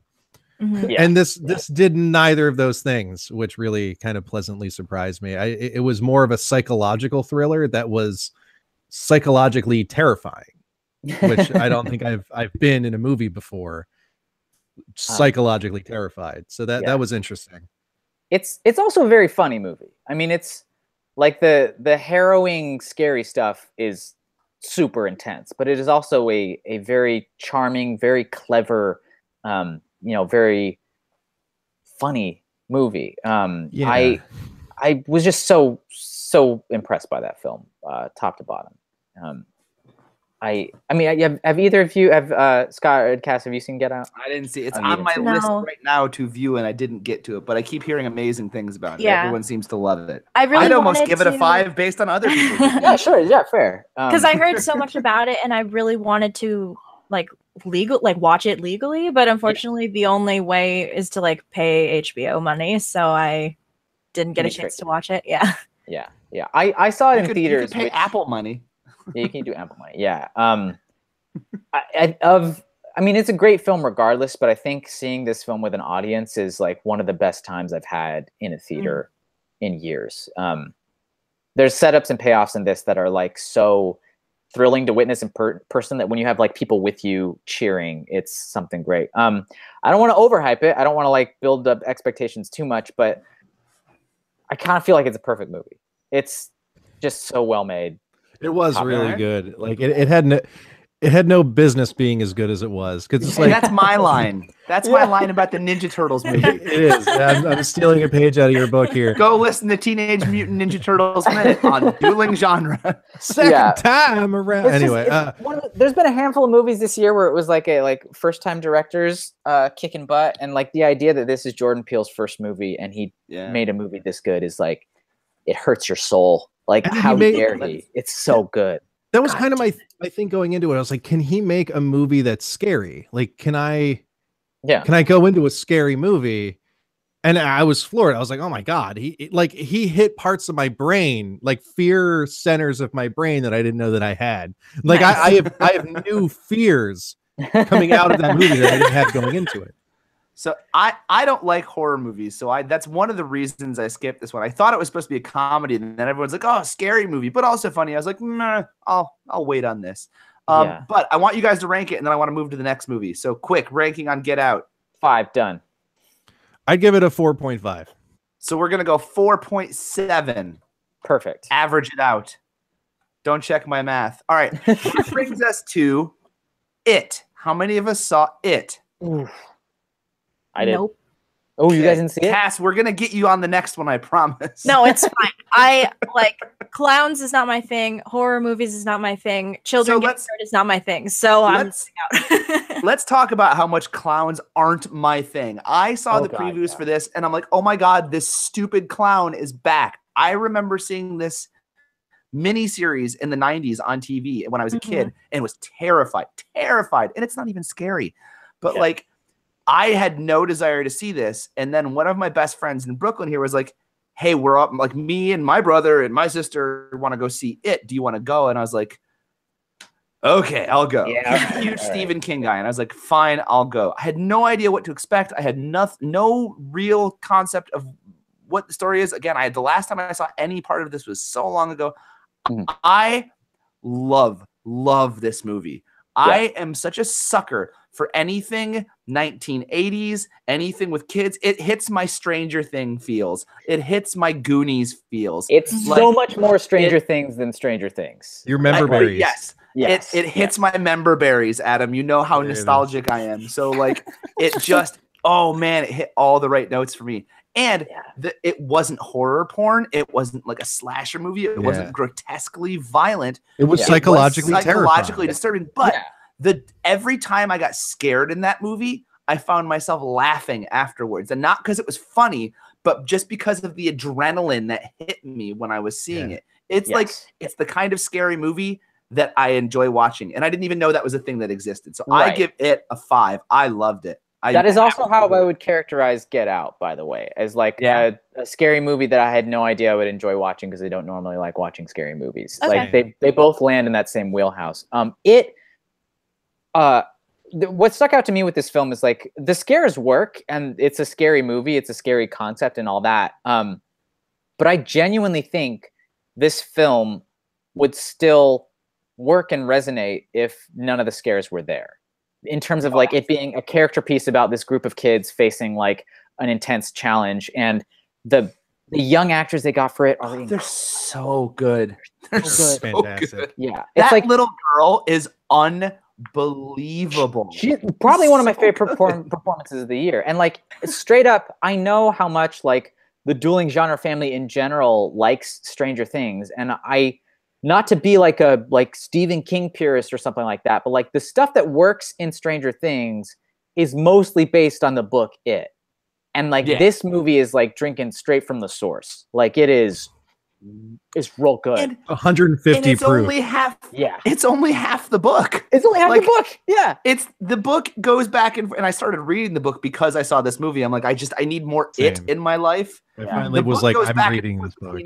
Adult lives and kid lives, and it jumps back and forth, and they made this decision with this film to just they did it chronologically. They're like, we're just doing the kid part, and then the sequel is going to come back and they're going to do the adult section. Like I don't even think I'm going to like the adult version of It, but like this movie was so good. So good. Yeah.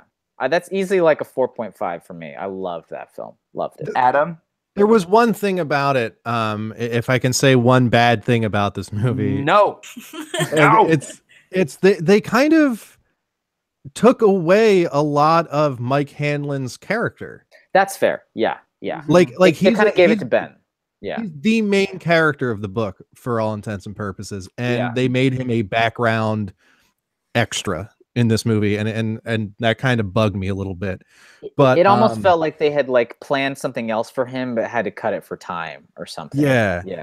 I also have a friend who the sequel. Yeah. Sorry? I said I'm wondering if he's going to play more into the sequel. I hope so. Yeah. And that's what we can only hope.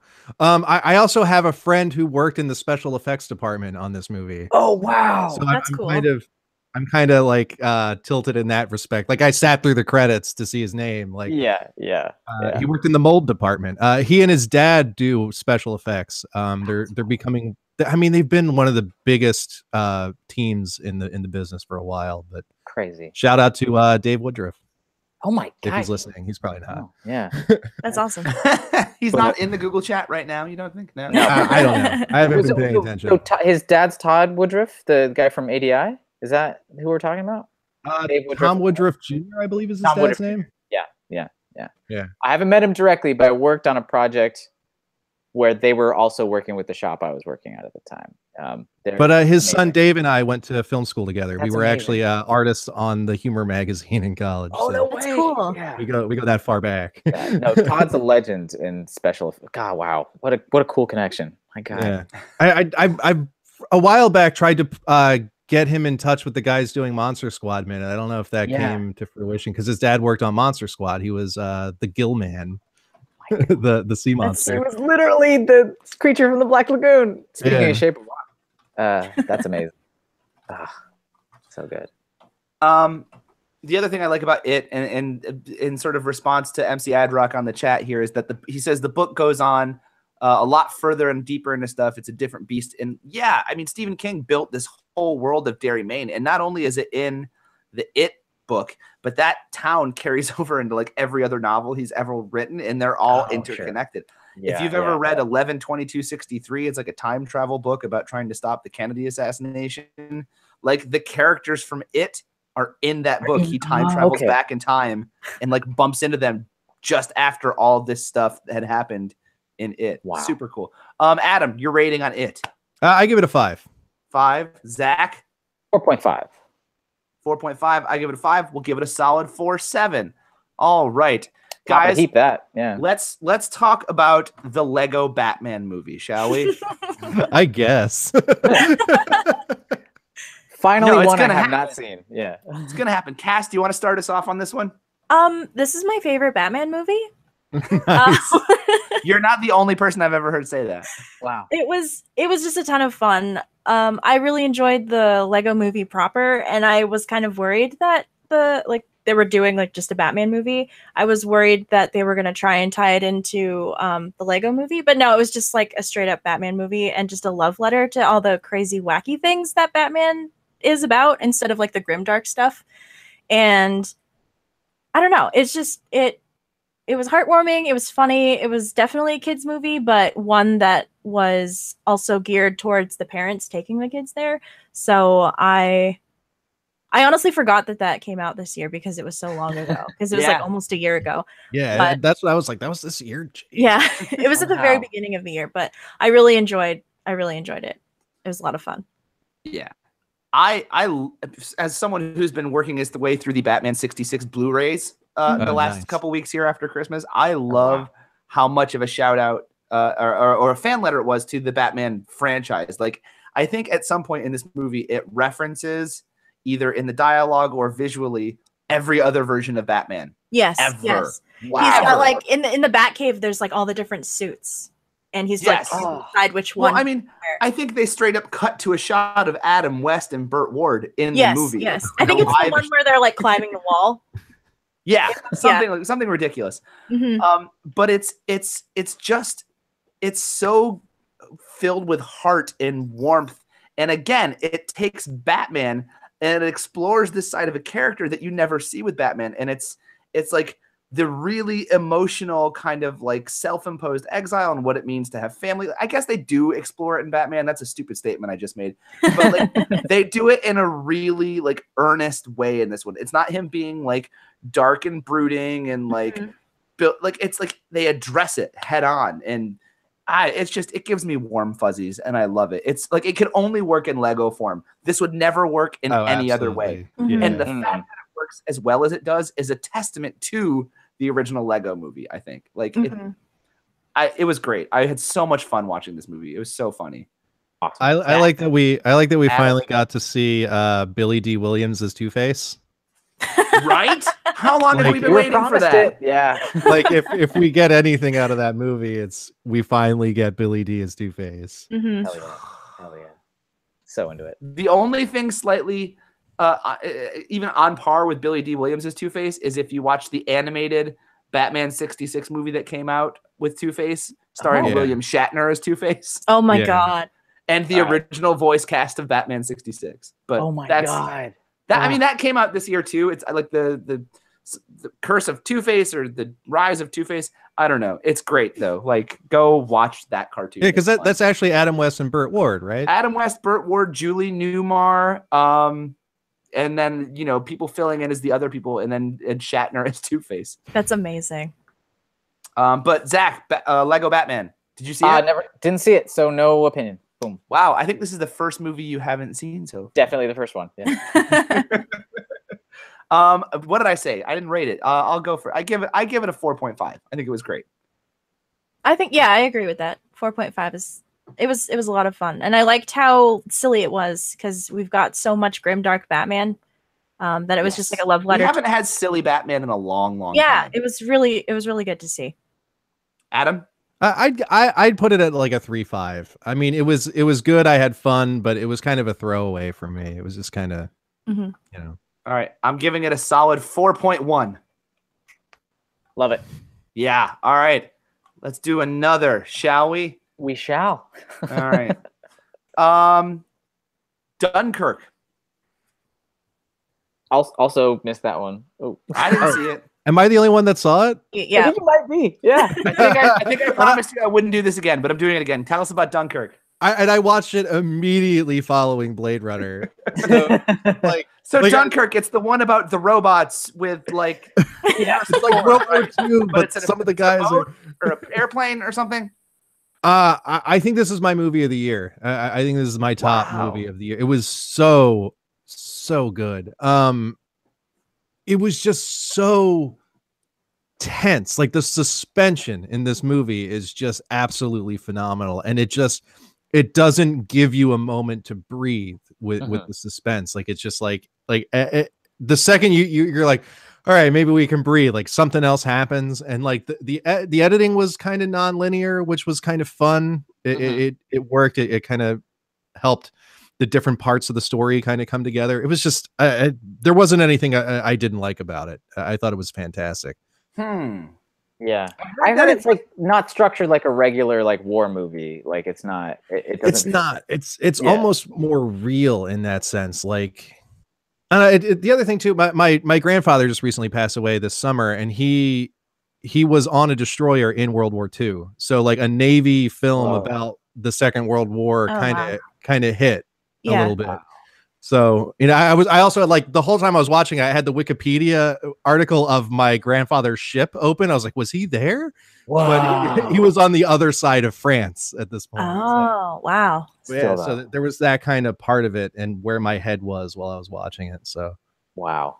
Yeah. What rank it? You think it movie of the year? Does that mean 5 for you? Yeah, I give that a 5 easily. All right. It is in the books. It is 5 for now and forever. Hey Cass, how did you feel about War for the Planet of the Apes? I enjoyed it. It was one of those ones where I wasn't really sure what to expect. And the second of that trilogy is my favorite of the trilogy. Yes. Andy Serkis knocked it out of the frickin' park again. I still don't know how that man doesn't have an Oscar. The work he does as Caesar is phenomenal. The story, as far as the story goes, it was just straight up like a Moses story. Like leading the apes to the promised land. Like that's literally the plot of the movie. But the situation and the scenario and the characters are what like made the movie. It was darker and harder than I thought it was going to be. It was Woody Harrelson in this movie was like, he was really good. He was on like some Walking Dead level psycho crazy. And I don't think it was working for me. I saw what he was. I like movies where I can have characters that I can root for. And aside from like the apes, there weren't really any like humans that were good in this one. I think that's why I like the second one a little more. But no, it was really good. It was very emotionally draining. There's a lot going on in this movie, especially when you not only take into account the first two of this trilogy, which are both like really strong films. They're not just like blockbuster popcorn, like they're good movies. Planet of the Apes does what all good sci-fi does, and it sort of makes you question your own sort of existence and humanity's path. And I think this one did that really well too. It just happens to sort of cast humans in more of the straight up bad guy light than they were in the previous two. There are a lot of redeeming characters in Dawn of the Planet of the Apes, and what the heck was the other one? Rise of the Planet of the Apes. This one is definitely darker. My only issue with this movie is I spend the whole time going, okay, I want to see it start tying in more to the original Apes storyline. I keep waiting for that. I keep waiting. I don't have any of that backstory with it, so I was sort of like caught up in the film itself. Zach, what did you think about it? I think this might be my favorite of the modern Apes trilogy. I thought it was. I did not expect it to do what it was doing, to have such a small focus for so long, and to sort of like narrow in on this conflict that you think is going to be the main thing, and it's actually something quite different at the end. it was amazing to me to have a film that was like basically a character piece on mute apes. And at this point in the series, you don't question it at all. And I thought it was incredible. I thought it's one of the most beautiful movies I saw this year in terms of like how it was shot, I think. I think the images are so striking. It's not quite Blade Runner 2049 for me on that level, but it is like seeing like people encamped in the wilderness with the snow, or like apes riding on horseback, and it was just, it scratched an itch I didn't know I was like waiting to be scratched. I just loved it. I thought it was doing something unconventional and doing it super, super well. And like on pretty much every technical level across the board, in terms of like writing and structuring it, in terms of directing it, in terms of the action, in terms of the performances, I was just like, yeah, that's a movie right there. That's like the cinematography was gorgeous. Like the shot of Caesar's last moments where he's just looking out on the oasis. It's so poignant. Well, I mean, he dies. The last no, I don't have to say to say the last moment of the film. Yeah, it's a Moses story. He dies. But it was one of the most poignant things I've seen all year. Was that shot, and it was crazy that like all of the main characters were just like CGI apes. Yeah. That's crazy to me. It works to me so well as a trilogy. I love this movie. I love each movie individually, but when you look at them as chapters of the same story, it really, like, to me, this did what the Christian Bale Batman trilogy couldn't do. And it made three amazing movies in a row that all really tell different parts of the story and tell them kind of impossible to pull off, and they did it. Like this has been like this sneaky great trilogy. Like the sneaky great series that were like, oh yeah, they keep making those. They put out one every like 3 years or so. Yep. But they're so good. Let's rank it. Cass. 4.7. All right. Zach. 4.5. I like 4.5. Let's give it a 4.6 for fun. And because I'm the one working the keyboard. I will say this. I didn't see it, but I think that every Planet of the Apes movie should have all of the other titles in its title.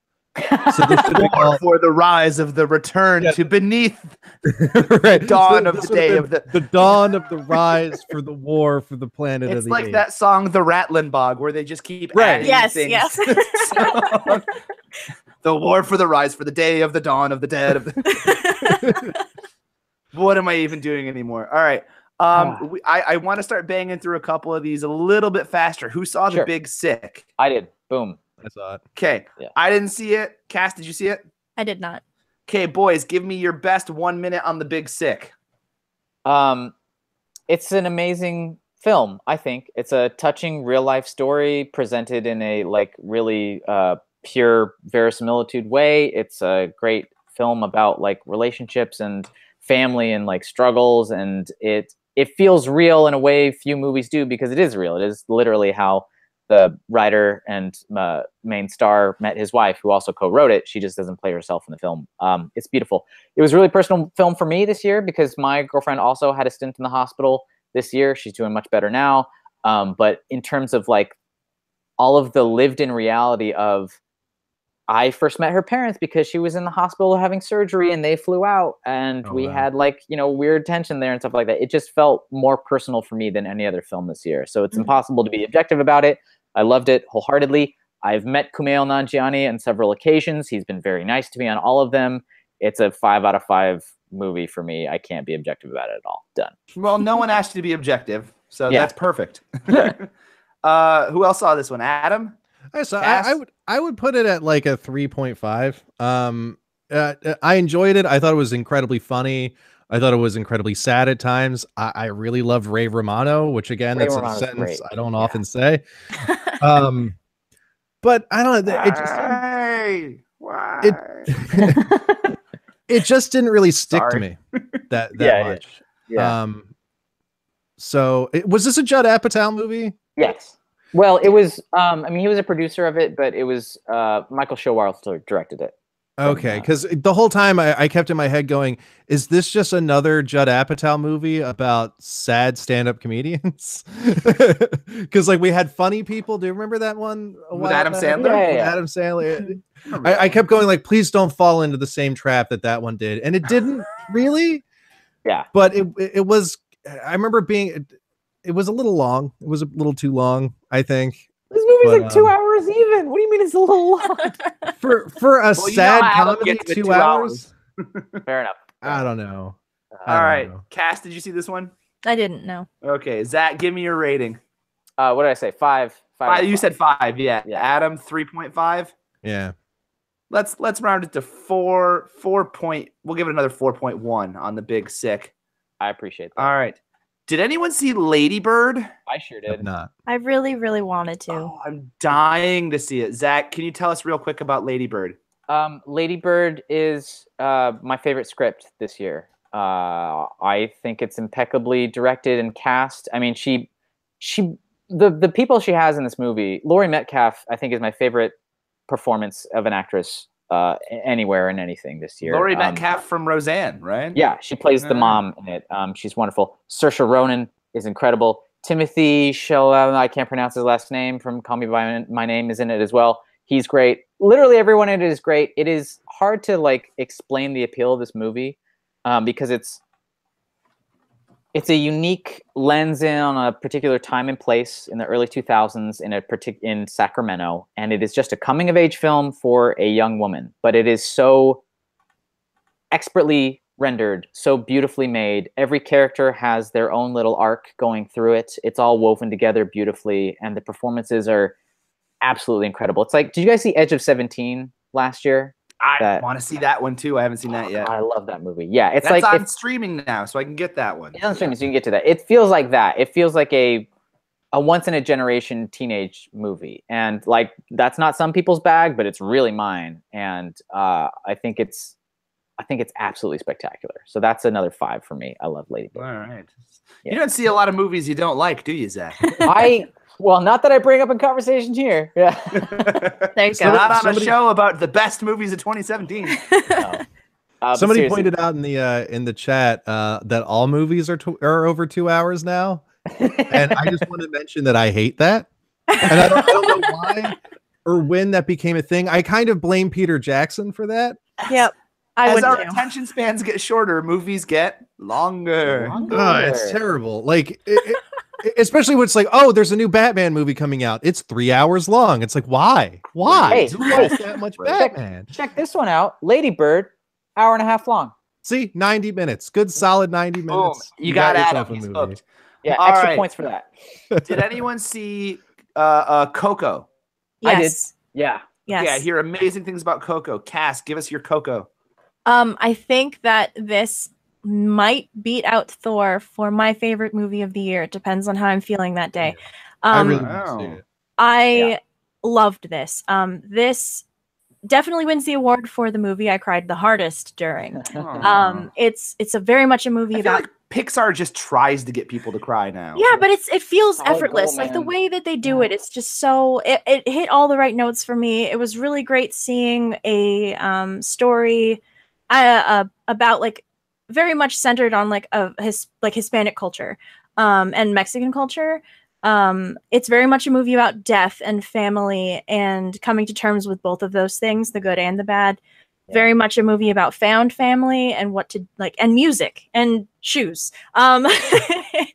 It was so good. Just it was executed perfectly, and it was beautiful. Right. Incredible. Yeah. I absolutely as a musician, I keep seeing all the guitar merchandise popping up in like Toys R Us and like Burger King, like everyone's like guitar. I'm like, well, I haven't seen this movie, but I'm totally okay with them making guitar cool again. Yeah, I'm on board with that. Zach, go ahead. Wait, guitar wasn't cool, or is it cool? Adam, I hate to break it to you, man. Guitar hasn't been cool for a long time. Well, I'm a bass player. Take it from the guy who's working. Yeah. Take it from the guy who's working with middle schoolers every day. It's not so cool anymore. Yeah, everyone wants to play the bass. I was gonna say Ableton Live. That's pretty cool. Right. The Coco for me, it was a very interesting film going experience because it, like my father's side of the family is from Mexico, and it's an aspect of like my identity that I don't get in touch with that much because we're slightly estranged from that side of my family. So I don't often think of myself as like definitively Mexican that often. And to see a film that was like straight up about themes of, leaving your collective cultural family for like an individualist cultural route to pursue art in a certain way, to move away and things like that. Like it hit some really personal areas. And actually I saw it with my dad, whose parents are from Mexico. And, we both cried at it. And it's so much about family and generation and legacy and things like that. Like I loved it. It's my favorite animated feature for sure this year. Though I didn't see Lego Batman, so maybe that would. Well, yeah. All right. So rate it, Cass. 5. Okay. Yeah, maybe a 4.5. Okay, we're 4.7 average for Coco. How about 3 Billboards, guys? I saw it. I don't even know really what that want is. to see that. I listen. I know the title. It's all I know about it, and people are raving about it. Zach, tell us why. People are raving about it because it's a Martin McDonagh film, and the thing he does better than almost anybody out there is write really compelling dialogue for really good actors to sell the crap out of. And the central two performances in this, I guess, are the main appeal of it. I think that's why people are raving about 3 Billboards Outside of Ebbing, Missouri is the full title. Straight up, I'm not as big on this movie as a lot of people seem to be. I think in terms of a showcase for actors acting, it is stellar. Frances McDormand plays the central role, which is a mother whose daughter died in horrific circumstances, who is, she's mad that the police department in her town hasn't done more to solve that case. And she has this sort of like inner fire and fury that is every person who's felt wronged, and it is done so well. Her performance is impeccable and inspiring in it. I just think the film itself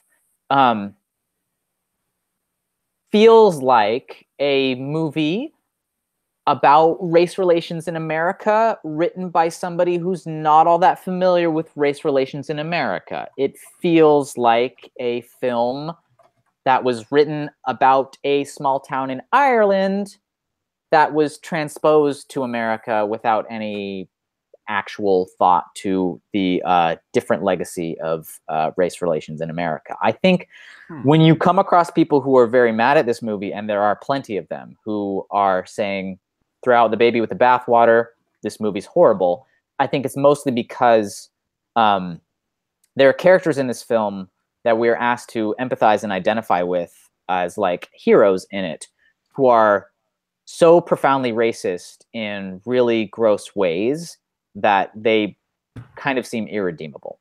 And so I think that's the big sticking point, basically, is a movie that asks us to cheer for awful people worth our consideration? I tend to think that like there's enough good art in here that I would recommend people see it, especially for Frances McDormand's performance, because she's amazing. But I would never begrudge anybody who is like, screw that movie, because it is really tone deaf in some really profound ways. And me being, a white straight man, cis human being in the world, I might not be as attuned to that as other people are. So I think people who do take issue with this movie have valid reasons to. I thought the performances were great, and that's kind of where I land on it. So performance-wise, I give it a 3. In terms of like having an actual strong script, I would give it much less than that. I mean, performance-wise, I would give it like stratospheric things. So I think I'll land on like a 3 for 3 Billboards. Overall? Yeah, all right. 3 overall for 3 Billboards. All right. Interesting. Well, I'll tell you what. I don't feel like I need to see it now. Yeah, same. There are some people in our chat who have never seen Teenage Mutant Ninja Turtles. What the Yeah, heck I'm is handling happening? it. Don't Guilty. worry. Guilty. Okay. No. Well, when we talk about the best movies of 1990, then we'll Yeah. chastise you. For now, we can let it slide. It's like, I don't know if you it guys comes have up heard because of me and Scott, but Well, it comes up from Sam Rockwell had just won for a performance in 3 Billboards, right? Won a Yeah. Golden I'm going to Globe. pretend he won that for Moon. Is basically all I'll say. I am going to pretend that he won it for Teenage Mutant Ninja Turtles because he's a large part of that film. People That's bug number one, right? Yeah, I love it. As Adam and I have spent 94 minutes talking about. So. Well, no, sorry, 94 episodes. 30 plus hours, I think, at this point.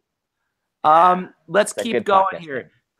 There are some big ones coming up, so I'm going to try to hit some of the ones that I don't think everyone's seen. Did anyone else see Logan Lucky?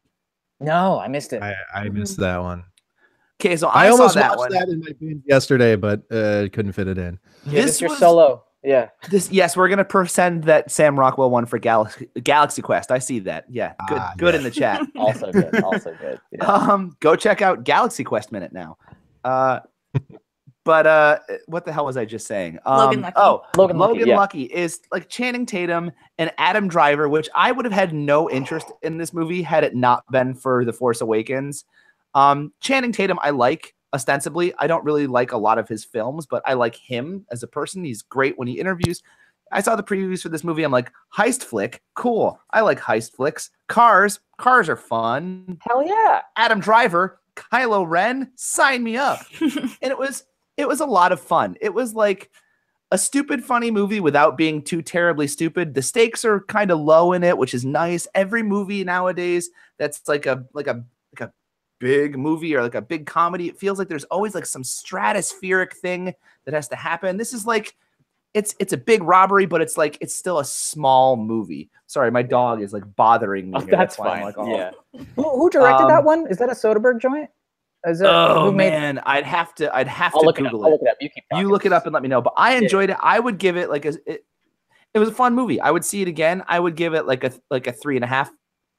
3.9, maybe somewhere around there.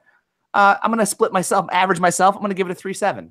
Perfect. Yeah, indeed, it was Steven Soderbergh. There you go. Trivia. There we go. I would love to see that movie. Fun, and it sort of had it was Ocean's 11-y enough without being like a straight up Ocean's 11 done with Southern accents. So I dug it. I still would have shown up for Ocean 11 with Southern accents. So that's great. Who wouldn't? So.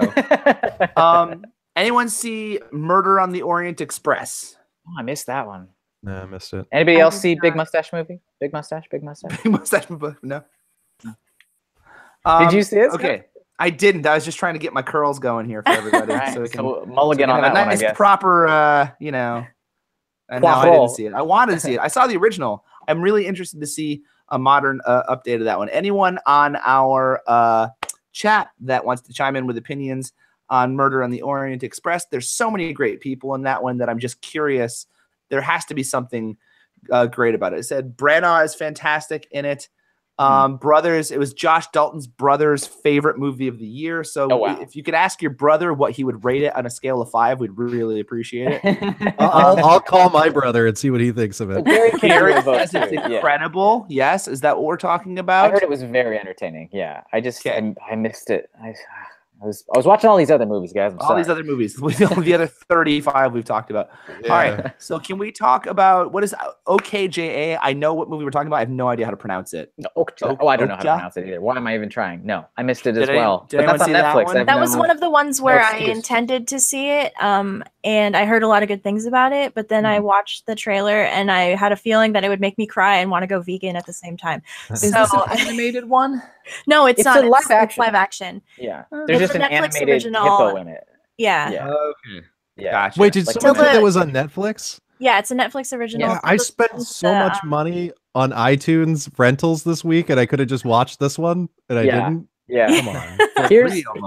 Here's one also on Netflix, and which I think might be one of my top contenders this year is Mudbound. I don't know if anybody else has seen it, but it's easy to watch. This is funded by Netflix, made by Netflix. Let me look up the director's name because it's amazing. But this movie, I mean, I didn't get out to Dunkirk, but this was my World War II movie that I was really, really, really into. Like the basic premise of it is that these two men return home from World War II, where they were, soldiers in the war, to this farm in rural Mississippi. But one is from a black family and one is from a white family, and their experiences returning home from the war are like super, super different. And it's all about like the family drama and the interpersonal relationships there, and like the performances are just spectacular. Let's see, it was directed by, oh gosh, somebody's gonna kill me here for not knowing this off the top of my head. But this, we'll forgive you. It's fine. Yeah. Dee Reese was another. MC Adrock got it. He was on the chat before. There you go. Thank you, Adrock. Yeah. But she's another great, female director. She's a Black woman, and her control over everything in that film is just astonishing. I think it's one of the best acted films I've seen in years. So that's another one top of the list. Nice. Did anyone else? I don't think if this is the best movie. I just happened to watch it the other day, and I know people have opinions. Bright on Netflix. Oof. Yeah, I'm gonna skip that. I'm skipping it. It was fine. It's all right. It was. I read the script. Big ones. Big ones. My dog needs to go lay down. Go away. Justice League. Yes, saw that. I skipped it. Yeah. Thoughts, Zach? I had a lot of fun with Justice League. I'll be honest. I had such tempered expectations going in because I think even by tempered, do you mean low? Yeah, I mean like the situation you're in making a movie like that with all of the like various weird pressures happening, and then like a horrific tragedy near the end of filmmaking where another director has to step in and finish the movie. To have anything slightly coherent would feel like a victory. And I did think it was slightly coherent. And I did think that there are a lot of great character beats in it. So I kind of graded Justice League on a curve because I thought it would be impossible to make a good movie out of it. And they at least made a serviceable one. Yeah, I think that, again, he did better than Batman versus Superman. It was a way better movie than that one. Oh, yeah. And again, Batman and Wonder Woman were just an Aquaman. Like everyone, the characters in this movie did such a great job. They all had like really interesting things to do, which some of that I credit to Joss Whedon because I know he does really well with large ensembles. Zack Snyder has shown to me that he maybe doesn't so much do well with multiple characters. Yeah. I don't know. Not in the DC universe, in my humble opinion. But I enjoyed it. I enjoyed most of it. I don't know that I would see it a lot more times. Probably not. There's enough. There's enough of each character in it that I definitely do want to watch it again. I would give it a solid like 3.3. I think that's fair. Yeah, like a 3.4-ish, 3.3. Yeah. Okay. If you just go in there, expecting like, oh, what if there were a couple episodes of like an animated Superman Justice League series? Like, I'd watch it in the theater. It's fine. I was drunk when I watched it. I had fun. And it's the first of these. Therein lies the secret. Yeah, it's the first of these DCEU movies that felt like Superman was in it. You know what I mean? Like the actual Superman should be. It was actually Superman. Weird CGI'd mustache and all. Weird CGI'd mustache, weird outfit and all. But like, there's a beat in this movie where like Batman is explaining some convoluted plan to deal with the like big bad person or whatever, and like Clark's listening to them, and then he just stops and turns his head and goes, "Civilians," and then bounces. And I'm like, "That's Superman!" Like that was worth. Yeah, that was worth the price of admission. Hey, remember when he murdered that guy? Right. This movie does not remember that. Like this movie pretends Superman has just been a real good job of good old thumbs up Superman the whole time. Makes me fall in love with Jason Momoa though. I cannot wait for Aquaman. Yeah, cannot wait. Brings us to another DC, Wonder Woman. Oh my god. We're getting to the big ones here. You skipped Wonder Woman? I'm not that big of a DC fan. I'll wait for Netflix with those two. Honestly, you should see Wonder Woman. I will eventually when it's free. You know? Cass, tell us, what was Wonder Woman for you? Wonder Woman was legitimately life-changing for me. That's not hyperbole. Like I think of movies now as like post Wonder Woman and pre Wonder Woman. Seeing a woman-led superhero movie directed by a woman was everything. I have issues with the climax of the movie, the big fight, but other than that, like I like sobbed for like 15 straight minutes. Like all of the Themyscira stuff was just, oh my god! Like I get really emotional talking about this movie. This movie opens with 20 minutes where you only see women. Yeah, it's it's something else. Like it was gorgeous. And it also, I haven't seen a lot of the DC stuff because I'm not a big fan of Zack Snyder's direction, but this I feel like changed the game for DC, and I'm interested seeing what they do with it going forward. Like I skipped Justice League because I hadn't seen the yawn of justice, as I call it. But it like Wonder Woman being in those movies makes me kind of want to watch them more now. Yeah. It's the reason I bought a ticket to Justice League. Okay, that's fair. Yeah. I wasn't going to watch it until I saw Wonder Woman. I was like, I will watch more movies with her in it. You know what? When she shows up in Batman versus Superman, and like I had already like Ben Affleck won me over that one, but when Gal Gadot shows up in that movie, I'm like, there's something, got something with this character. And you know, the movie, hearing that it was being directed by a woman was another thing where it's like there's no way they're gonna screw this up. Like there's too much riding on this now. And I was so happy when it came out, and it was such a great movie. It's not a perfect movie, and I agree with you, Cass. I think the flaws in this movie are at the ending of it. I think it's the climax. There are some issues with it, but the greater majority of this movie is fantastic. I cried as soon as she steps out onto the battlefield and crosses no man's land. I'm like, oh yeah. Oh, how do you not? Yeah. The other one that did that to me is and this is not this year, but the female Ghostbusters, when Kate McKinnon is out there shooting the crap out of things in slow motion. I'm just like, this is the most heroic thing I've ever seen on screen with like, it's just women. Like, it's just unbelievable. Wonder Woman hit me on that level in such a good way. Zach, go ahead. In both of those cases, like, my own reaction to the movie was fun, but like seeing young girls in the audience react to it was like life-changing. Like I remember like my first screen of Wonder Woman. Well, for the Ghostbusters comparison, I remember like going to a drive-in theater screening of Ghostbusters, a double feature with another movie, and like there were little girls dressed up with like proton packs and stuff, just That's like so so awesome. Enraptured by it. And Yeah. like, Dude, that melts my heart. Seeing young kids of any age with proton packs, like I'm kind of a ghost bro. Like I love Ghostbusters, and just seeing young kids dressing up as Ghostbusters just kills me. yeah, Just absolutely kills me. And as David pointed out in the chat over there, thank you for joining again, David, my buddy from this film club. Hi, Dave. Hi, David. He pointed out that like somewhere like midway through Wonder Woman, there's a realization that occurs where if they had just started off the DCEU with this movie, like everybody would have just been on board from the get-go. It is such a solid character-based movie where it is. I mean, we all talk about like the No Man's Land scene as like, oh man, oh my God, this rules.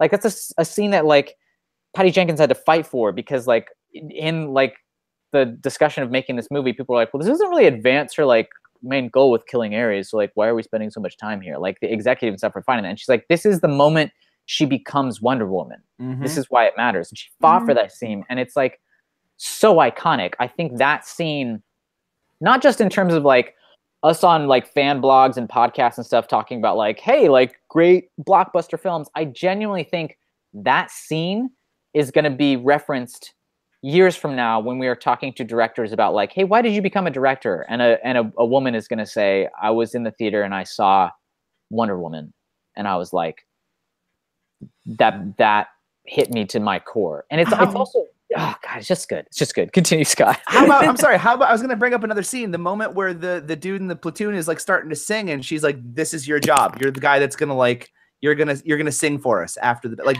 this is why you're important. Like that identification of like everyone has a purpose and everyone has a place, doesn't matter how big or little it is, coming from her was like such a, like, it was just like a sugar on top, but not like cheesy sugar, like really like good quality confectionery and sugar. Like those little moments, like those are what makes it great. Those aren't just like little throwaway things, like her seeing the value in people who don't see it in themselves, her like freaking out about how good ice cream tastes, her being excited, her telling Steve that like men aren't necessary for pleasure on the boat. Like all those moments give you that like warm glow in your stomach and like make the world feel real and exciting. And golly. And that, not for nothing, but the rest of the time that we see Wonder Woman in the future, like when they cut back to like you know, and you see the weight that she carries with her from that experience, like how she remembers everything and like the impact that the sequences from this movie have on her as a character. Like, that like she is one of the deepest characters that DC has that probably exists in sort of the superhero pantheon in general right now. Yeah. Like they knocked it out. I give it a 5. I give Wonder Woman a 5. Yeah. Even with the issues it has, like the impact it had and like the overall importance of that film, there's no way it can't elevate it to like the way I feel. MCA pointed out another great moment in the film where with the shield thing, which we learn early on in Themyscira with Robin Wright, which, by the way, oh my God, Robin Wright. I know, right? Thank you, Princess Buttercup. Oh my God. Come on. But we learned that like shield maneuver. And then when we see it in the scene where they go up against, there's a sniper in the bell tower, the moment where literally the men that have come to like know Wonder Woman lift her up together. Like the men lift her up so that she can achieve her goal. Like that is just. I'm getting like teary eyed just thinking about it right now. Like this movie is so important to me, and it's so important to so many like other women that I am friends with or know, and it's. That was one of the good bits of 2017. Like 2017 was like not a good year in real life, but for movies, it was a great year. So for good. Yeah, I would say this. I think Wonder Woman, as if you take all the socio-political kind of like importance away and you just say, let's look at this movie, I'd say if I had to be honest, I'd probably rate it about a 4 or 5.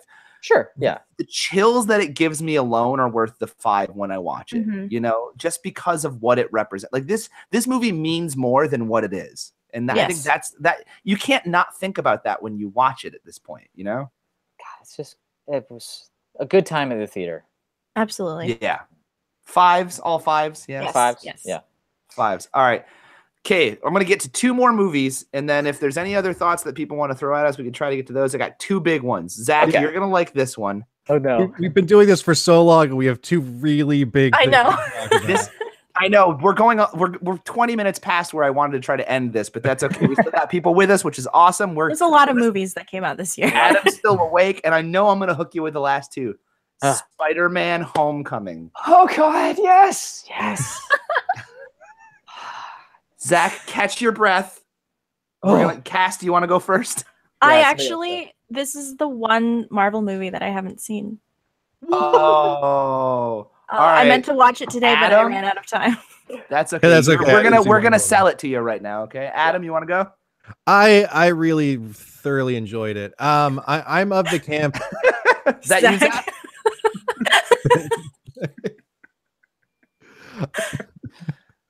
I feel like I have to say I like it because Spider-Man is here. Excuse me, sir. I love your movie. I'm of the camp of people who really enjoyed the Amazing Spider-Man films. Me too. I was kind of bummed that they got sort of scrapped for this movie.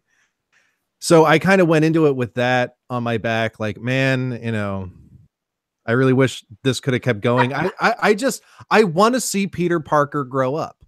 I do. Like we keep pushing him back to high school, and I just wish he could become an adult. Yeah. And I think they nailed it with Homecoming. I thought it was a fantastic movie. I don't use the word perfect very often, but I'd say this is a near perfect Spider-Man film. Wow. And I hope we found it, because like I'd love to see Tom Holland kind of grow up with this role. Yeah. And Zach, see you Peter gonna Parker put the whole thing on, adult. or just the gloves? It takes too much time to put on. It's really involved. That's the one thing they always never get right in the movie, is that it's like, oh yeah, I can just hop in a thing and put on my, it's this skin tight costume. It takes like 5 minutes to put on. You gotta lube up first, or what? Well, it's just there's like the zippers are in weird, unexpected places, and you have to like shimmy into it. It's just the whole thing. But Unexpected Zippers is my new band name. Unexpected. There you go. Yeah, I think Adam nailed it, just in terms of like, this is as good of a like high school Peter Parker movie as I would have expected anyone to make. And in our discussion with it on my podcast, Spider-Man Minute with Scott, when we had our like, I can't with the Spider-Man glove on. when we had our discussion post the movie, the thing that really Scott touched on was the idea that like Spider-Man's an iconic character, but he doesn't have like one specific story that everybody is like, oh, that's the Dark Knight Returns of Spider-Man. So like a lot of people have different like touchstones with him. And for some of them, that's like college age Peter Parker or adult Peter Parker. And for some of us, it's high school Peter Parker. And for me, like the Ultimate Spider-Man series, like that was my straight up. MC Edrock is asking me if I have a suit lady. No, this is a spandex only homemade suit, so I don't have a Karen in my ear.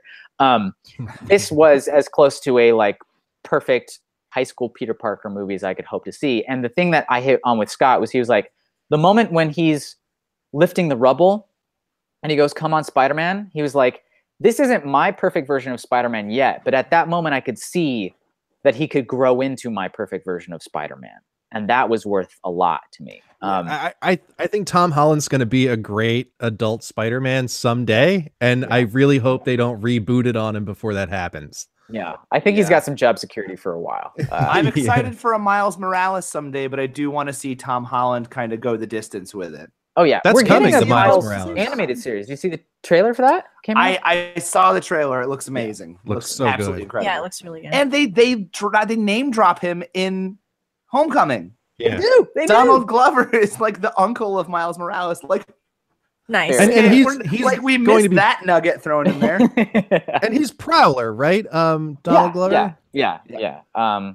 Aaron Davis, I think, is the character's name in the Ultimate Universe, but Hobie something in the 616. But yeah, basically he's the Prowler. That's why they have that bit where he's like, when he's being sold all the fancy tech, they talk about like anti-gravity guns and stuff, and they're like, and we got like these precision wall climbers. He's like, wall climbers? What's up with that? Like, there's a little beat there about him like getting excited. So yeah, I just loved it. And Michael Keaton in this movie was, oh my God, such a good villain. Oh my God.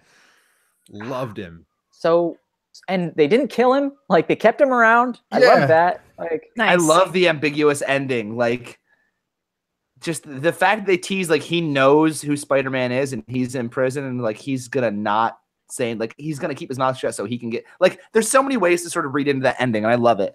And Scorpion. Yes. Yep. Fucking Max Gargan shows up. God, man. Language, Zach. Love it. Language. Sorry. I know we're getting you live one.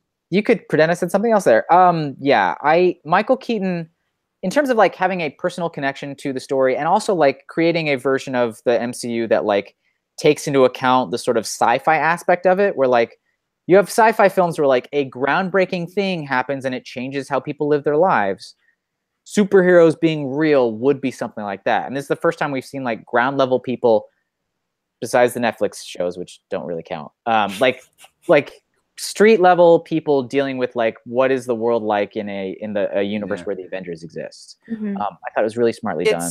It's one of the great things about the Marvel Cinematic Universe is that there's so much time to fill that you almost have to zero in on the littler people in it, whether it's Agents of S.H.I.E.L.D. or Agents Carter or something. Like, you have to look at how it's affected, and it makes it so much more like Marvel has always been better at that.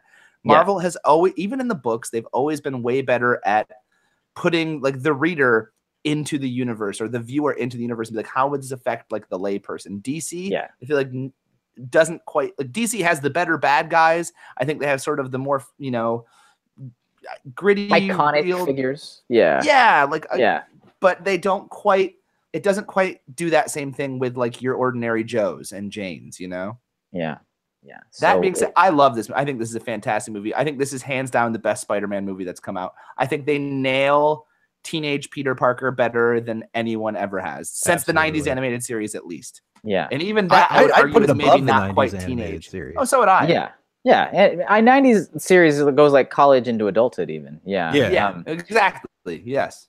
And like I get some people like aren't stoked on like how much like tech stuff is in it and how much like Iron Man stuff is in it. Like, I can understand that complaint, but for me, I mean, I don't really dig the suit design in that film. Oh, I love the suit design.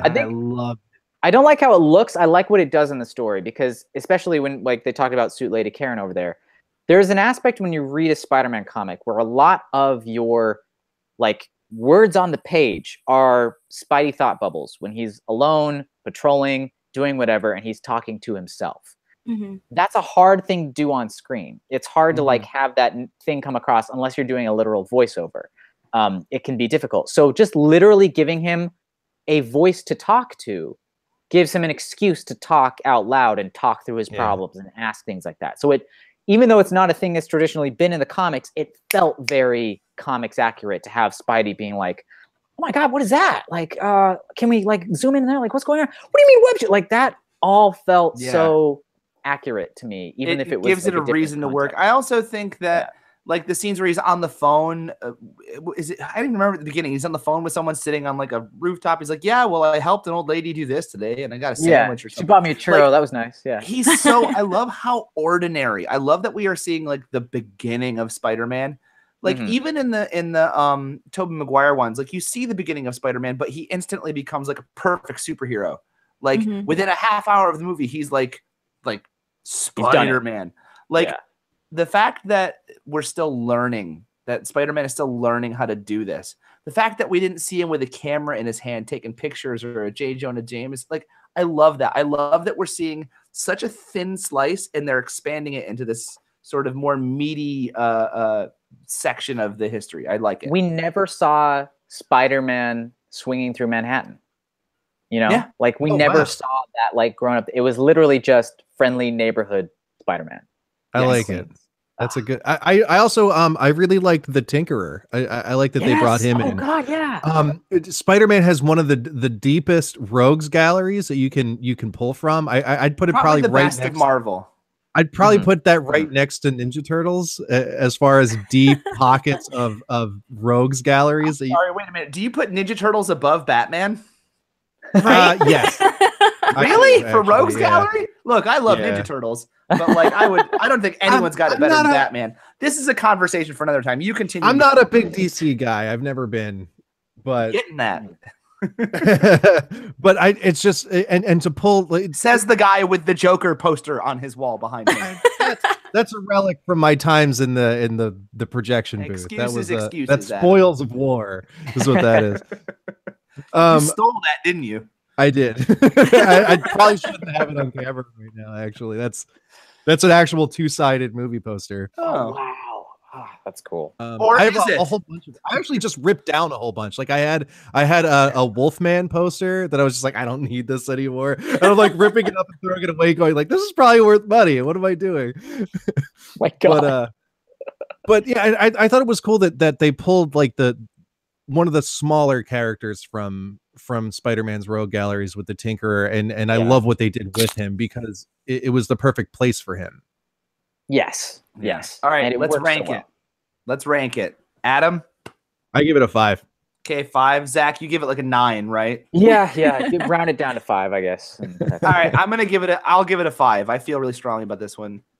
Cass, you didn't see this one. You're gonna give it a 5. Spider-Man is not my jam usually. So Zendaya, I also thought, by the way, reminding me of like was so small but so great in this. Like what a great universe building character. Loved her in this. I liked his 5 minutes in Civil War. So this is one I meant to see, but just could for a number of reasons just didn't. We've all been there. That's fair. Okay. All right, guys, we're here at the end. This is the last movie I'm going to talk about, and I really don't even know how long we can go on this for because I feel like it's all been said. It's too big, man. Too big. But unfortunately, no. You know what? I was going to do a gig, Zach. Zach, I was going to do a joke where I cut you off and didn't let you talk about Spider-Man. I was going to do it, and I totally forgot. I was going to let Adam talk, and then I was going to be like, we're out of time. Well, you told us about the gag, and that's as good as yeah, but I also let you talk about Spider-Man already. I got so enthralled in the conversation, I forgot I was going to do the joke. No, but now we're going to talk about The Last Jedi. We have to talk about Star Wars. Yeah. And I don't know if we've all seen it, right? Yes. Yeah. Yes. Okay. Yes. I have never seen a movie split more down the middle with so many legitimate arguments for and against it as I have. Oh, legitimate arguments against, you say? Oh no. Oh my goodness. Dude, I'm going to tell you this right now. I've seen this movie 4 times. Yeah, me too. And that was 2 weeks ago I saw this movie 4 times. I haven't seen it since New Year's. Fair. I'm glad I didn't watch this and Dunkirk back to back last night. So, and I haven't had a chance to throw my hat in this ring. I have to say, the first time I saw this movie, I was like, oh my God, they did another prequel. I don't like this. I don't like Luke Skywalker. I didn't get any of the questions answered that I wanted answered. What the heck was Leia doing flying through space? Like, why are there ice foxes? Like, what? I love the ice foxes. The ice foxes are the best. Wait, I'm not done. But wait, I'm not done. Okay. I saw it the first time and I was like, oh God, it's not right. I think I don't like it. I think I'm back to like 2007 coming out of the theater for Revenge of the Sith and being like, crap. Like that was my last shot to like a Star Wars movie. And I had the same pit in my stomach. And then I went and saw it again. And I was like, oh my God, this movie is brilliant. I love this movie. Like they subvert so much of your expectations. And that was my problem, was going in with, and I stayed spoiler free. Yeah. I stayed totally spoiler free. And I think it was the biggest mistake I could have made because I had built up my own movie in my head. And it took me 2 times to understand what they were doing. It took me 3 times to fall in love with it. And it took me 4 times to like get to the point where I felt comfortable that I really believe what I believe, like to trust my feelings on it. Yeah. That being said, the more I watch it now, the more I like it. It's not a great movie. It's not the best Star Wars movie, but it is certainly it's the Star Wars movie with the most to say. It might be the only Star Wars movie that has a point of view. I'm going to go out on a limb and say that out of all the rest of the Star Wars movies, which I love, this is my favorite film franchise ever.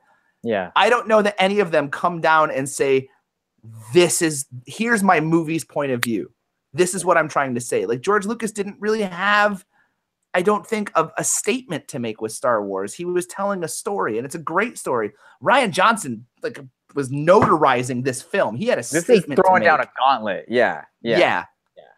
So that's and I would give it I want to give it a 5. I do recognize some flaws in the dialogue. I recognize some sort of clunky acting sequences. As a film, I give it a 4. My enjoyment level of it is a 5. But I'll pass the baton on. Who's next? Zach, you want to go? Cass. No, I don't want to go first. Yeah. Cass. All right, Cass, go. I don't like spoilers. So I saw it like a few days after it came out. I saw it with my family out in California because that's like Star Wars is like our thing. And I was aware that there was a controversy. I was aware that there were issues that people had with it, whether they be very silly or legitimate. I've only seen it once. I love this movie.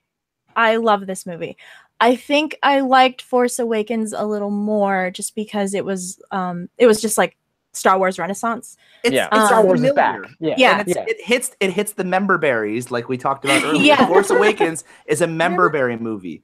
It feels like Star Wars. But I like this is just Star Wars. I like that this is a this 100% is a Star Wars movie. Oh yeah. I like that it's a different kind of Star Wars movie. I like that they're challenging, like, we've all seen it, Kill the Past. It's literally doing what the characters are trying to do. And by that token, I think it's very alienating for some people who, like, are very old school about Star Wars. And there are some criticisms that I've heard, like, some people don't like Rian Johnson's directorial style. I don't agree with that. Like, there are a lot of like legitimate criticisms that don't have to do with the fact that the leads are like men of color or women.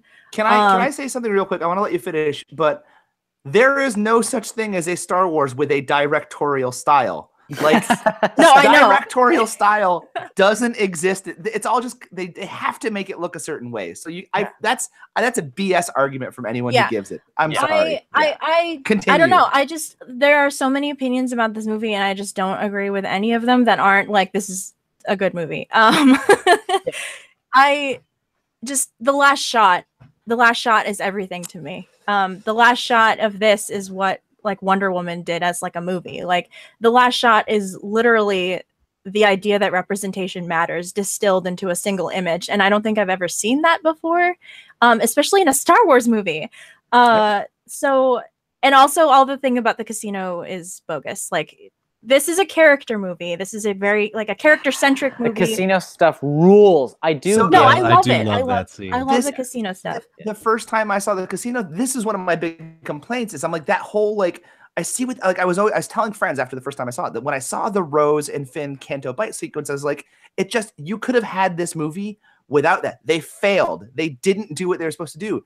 It took me till the second or third time to realize that this whole movie is about everyone failing their job. How do you fail and then still move on? That's the whole point of the movie. Yeah. Yeah. Nobody's plan succeeds. Nobody's plan succeeds. It's just a perfect middle chapter of a trilogy. Just like, say, in Indiana Jones, Raiders of the Lost Ark. You know?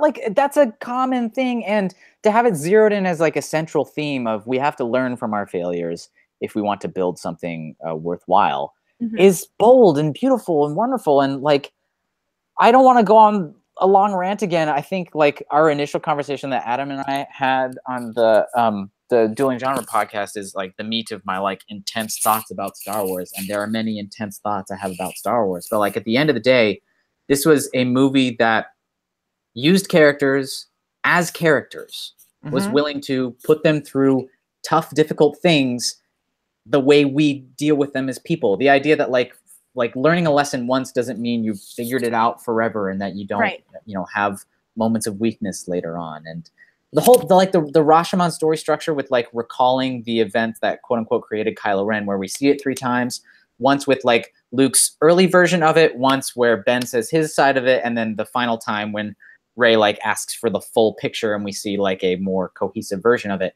That revealing of information in terms of one person seeing just a like hideous vision of somebody trying to kill them, another person having an instinct that they immediately regret but still have to deal with the consequences of. That's like real human drama. And I think there can be an initial impulse of, I don't want my heroes to be fallible or to deal with real human drama, but it's the only way to actually serve them as characters. Right. And I want to jump in and I want to, Gary said something in the chat that he's fascinated about the next movie, but he's legitimately disappointed JJ is back. And he knows that might be unfair, but The Force Awakens is not as interesting as The Last Jedi. To this, I say that. And if Gary, if you don't listen to Rebel Force Radio, go listen to it. Because if you ever need a way to digest Star Wars after a Star Wars movie comes out, listen to the 4 review shows at Rebel Force Radio. They're great over there. I've heard some rough stuff about Rebel Force Radio. I like stay away from the fan community and you're fine, but the show is good. Got it. Sure. Okay. But to that point, JJ, upon reading what Ryan or seeing what Ryan was doing, was like, oh my God, I wish I was directing this movie. It's brilliant. He was jealous. JJ has also gone on record saying that he felt like he was compelled to sort of be very familiar in what he did with Star Wars. I think understanding the criticism that he's faced with for Force Awakens, and legitimately so, it's basically a retread, a good retread, but a retread. And also falling in love and seeing this, what Rian Johnson is able to do. And not for nothing, he has a writer on the next movie. He's not writing it by himself. Yeah. Which means he might not be Chris Terrio. Chris Terrio is writing it. Okay. I am very, very hopeful that he is out to prove his detractors wrong for Force Awakens and be at least try to be as daring as Rian Johnson was. I feel like those have to be the 2 goals, and that excites me to see where he comes from with that as I knock down my studio. Totally. And not for nothing, but in starting to plan out episode 9, he sat down with Rian Johnson, and Rian Johnson said all of his ideas for where he thought things should go in episode 9.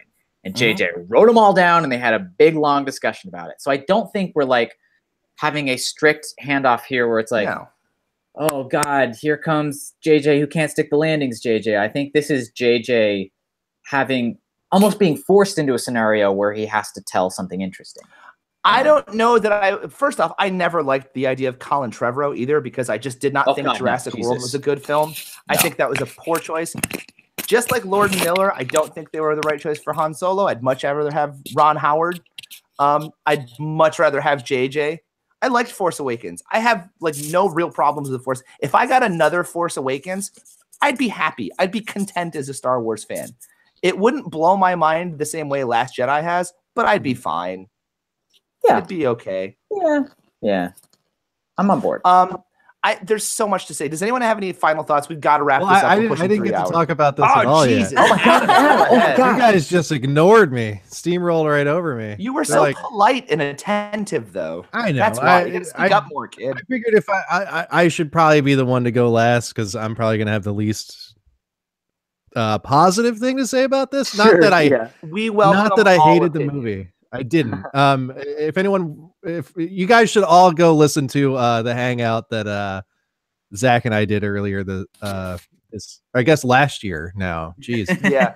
Well, and it had Nick Jimenez was on it, and then was Corelli on that too? I think it was the three of us. But, okay. Very good. It was a great discussion. I swear. I've since then I've had more time to kind of I haven't seen it again, but I've had more time to kind of sit with my own thoughts on this. When I first saw it, I came out of it going, I didn't think it was a good movie when I first saw it. I feel like kind of the next day I thought it was like, all right, it was a good movie, but it wasn't a great movie. Like there were definitely parts of it that I just flat out didn't like. There were parts of just the main plot that I didn't like. Yeah. Like I thought the whole main plot was just kind of weak. Like that high-speed chase. We're almost out of gas. Slow speed chase. It was just kind of, especially if they were able to send people out and then bring them back. Why didn't they just bring them back with some gas? Like, why wasn't that your plan? Like, oh, we need a code breaker. So how about you just go and get some gas so you can jump to warp speed? The next Exxon station. Like there were a quick flow right there. Yeah, like there were plot holes like that just kind of bothered me. But then I really started to listen to people complain about this movie. Mm-hmm. And I just went, guys, everyone shut up. Like, like guys, stop it. Like it wasn't that bad. I actually had to create a G chat at work where we could talk about it because like people we have an open office. So like you can't talk about something and not have everyone hear about it. Mm-hmm. And I had to leave the group because everyone was just like I think someone even said like, I think Rian Johnson hates Star Wars. I'm like, guys, stop. Like, stop. Nobody likes that. Like, oh my God. There were definitely things about it that I didn't like. There were things about it I kind of hated, but I still think at the end of the day, it was a good movie. At the end of the day, it was still a Star Wars movie. Yeah. And it still deserves all that fandom. But but there's been a lot of talk in the chat so far about Puppet Yoda. Anyone who's listened to Scott and my show knows how I feel about puppets. And puppets versus CGI, and I loved that it was a puppet, and I loved that it was like from the molds of the original. Notice that the very first shot of Puppet Yoda just looked super bad, and then all of a sudden it looked really good. Yeah. It had glow for the whole thing. Glow on it at the beginning. Yeah. I think it was a full body shot. They do this in the Muppet movies sometimes where you get a full body shot of a puppet and they just look really funny full body. And I think the lighting threw it off. Every time you saw Yoda from like the chest up, he looked amazing. When they close up on him, it was that one distant shot that looked super weird when you first see him from the front. Gary pointed out that like they take the glow off more and more as the scene goes on. A little bit. I think what happens is the illumination from the fire kind of bleeds into it, and you get this sort of lessening of glow. For me, when we first see Yoda, I went, "Oh my God, it's CGI," and I hate this. And then I looked closer, and I was like, wait, no, it's not. And then I exploded. I was like, oh my God, it's Puppet Yoda. And it was Frank Oz too, which he does he sounds a little bit more Grovery than he used to. He's a little more Grovery, and like he's not as adept with the moving the mouth the way he used to. So like a little bit Yoda's mouth looks a little extra pursed in it, but like they had the original puppet, they had Frank Oz back, and like There's when he's just like, enough. Well, in a there. recreation of the original puppet, it was not. Yeah, it like was they made used from the the same original molds. molds. Yeah, They used the original molds from Empire Strikes Back to make the original puppet, to make a version of the original puppet. I think, Right. I think it might too have been like a softer foam latex in the original films. Yeah. This was a bit more rubbery looking, but at any rate, like the moment when he like starts laughing and kicking his he's feet, cackling. Yeah, cackling like Yoda. Oh man. Yeah. So Crazy I want to. Yoda is back and he's the best. So here's the things that take away from this movie. Yes, there are some plot holes that are you kind of just have to look past them. Star Wars, though, like Star Wars has always had plot holes. Yes, Yeah. there is some dialogue and some delivery. You know, when there's one that stands out in my head, and I don't know what you're talking about. The scene when Rey and Luke go up to the rock, and she just out of nowhere says, Master Skywalker, we need you to come back to the Resistance because Kylo Ren has something to the First Order. We need you to protect us and bring back the Jedi. It's like she's trying to give her like, you know, but it was. thing. Yeah. I love Daisy Ridley.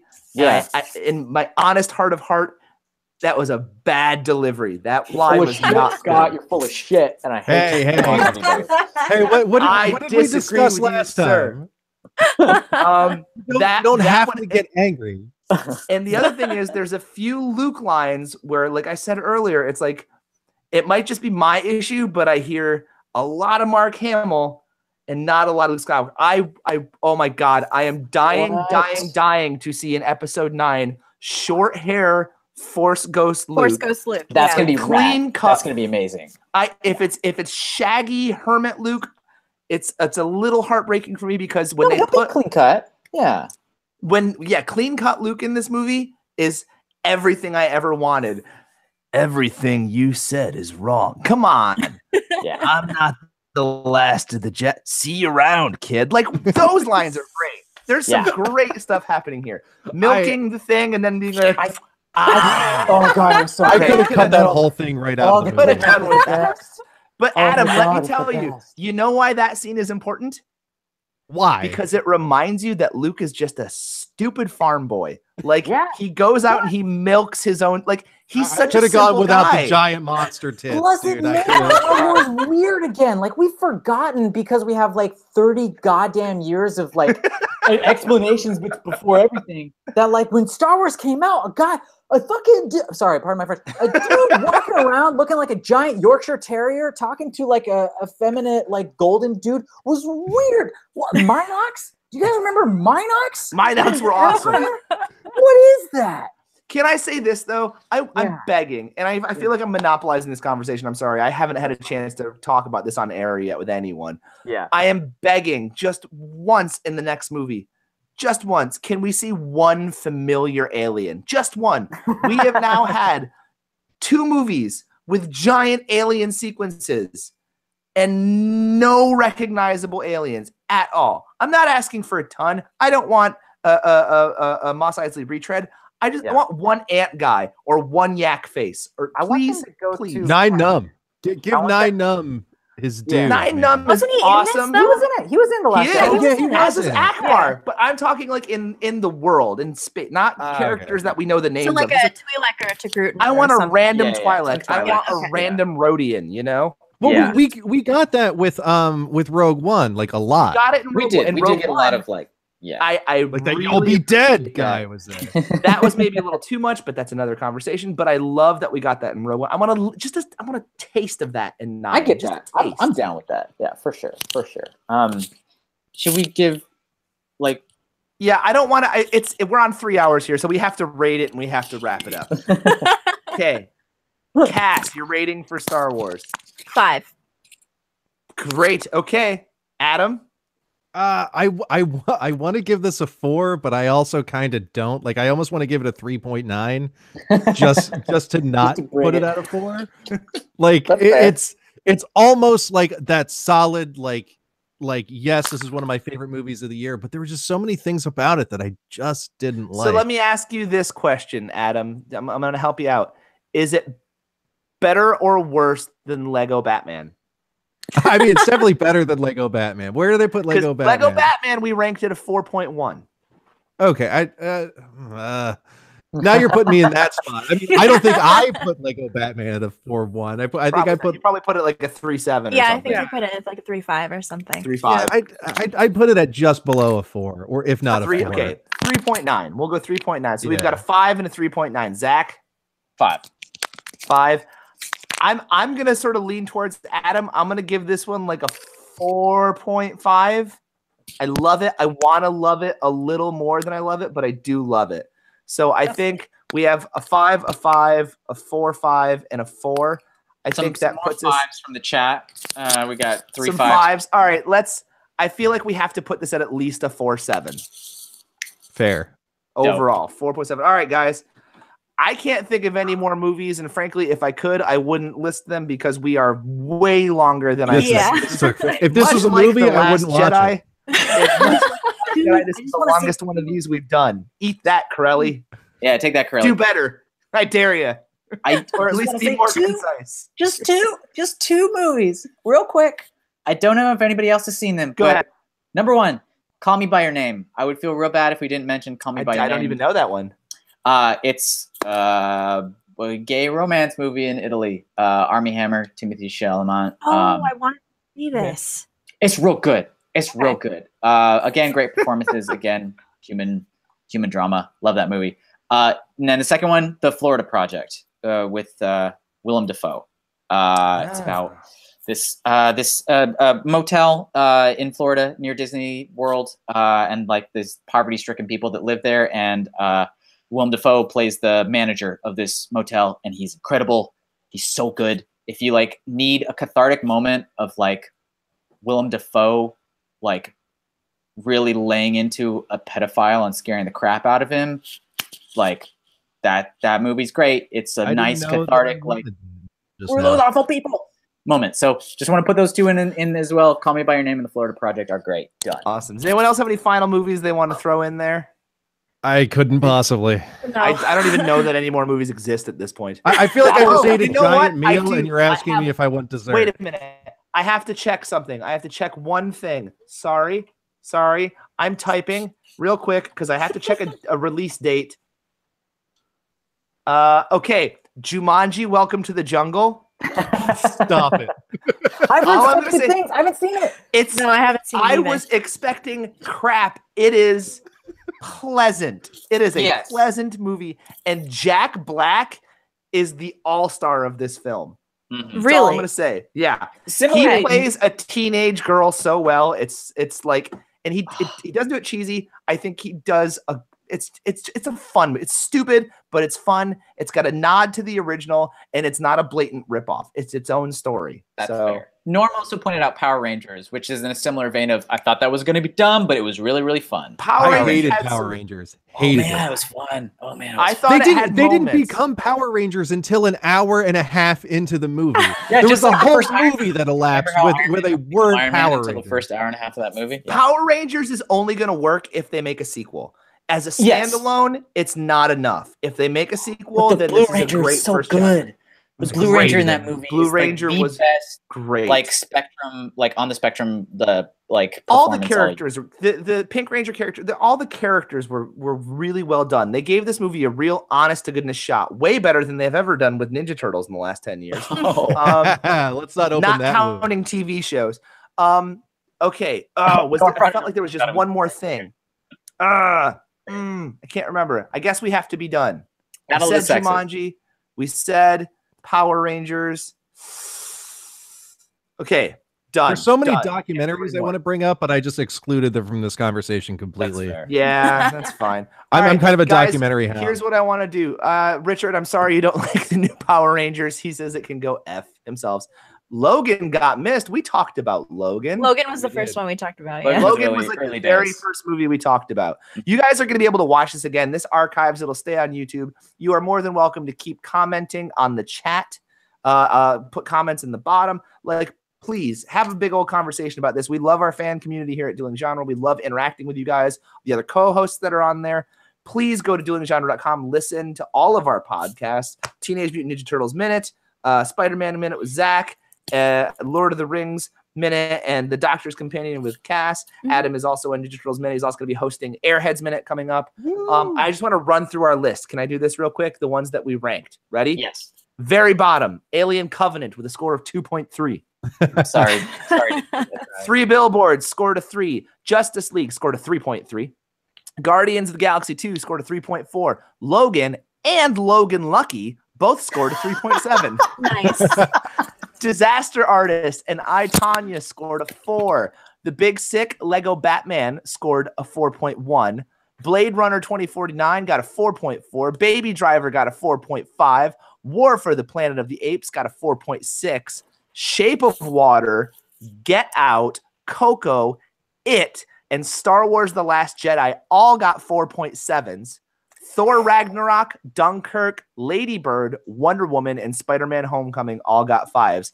If you disagree, let us know on the chat, please. That's a good list. That is a good list. Great list. This is a lot of fun. I want to thank my fellow co-hosts. Let's get your final words. Zach, sum everything up for me. This was a great year for superheroes and a great year for personal stories, and I loved it. Thanks for having so much good cinemas 2017. Cass, your final thoughts. I need to watch more movies, but I'm really pumped about all the movies that are going to be coming out in 2018. So I'm excited to talk about those a year from now, which is crazy to think about. Awesome. Adam, your final thoughts. It was a good year in cinema. If we can say anything about 2017, there was good movies, and we needed good movies. We needed some escapism this year. Sometimes you just need some good movies. Yeah. Hell yeah. All right. Ladies and gentlemen, thank you so much for joining us here. Go to duelinggenre.com. If you want to check out our podcast, head to duelinggenre.com/support. If you want to become a Patreon supporter, a little bit every month gets you some really cool bonus content from the site, extra episodes, original music composed for certain shows. Scott does great work. Oh, thank you. Yeah. But I guess this is us signing off. Go see a movie, guys. We'll see you later. Bye. Bye. Bye-bye.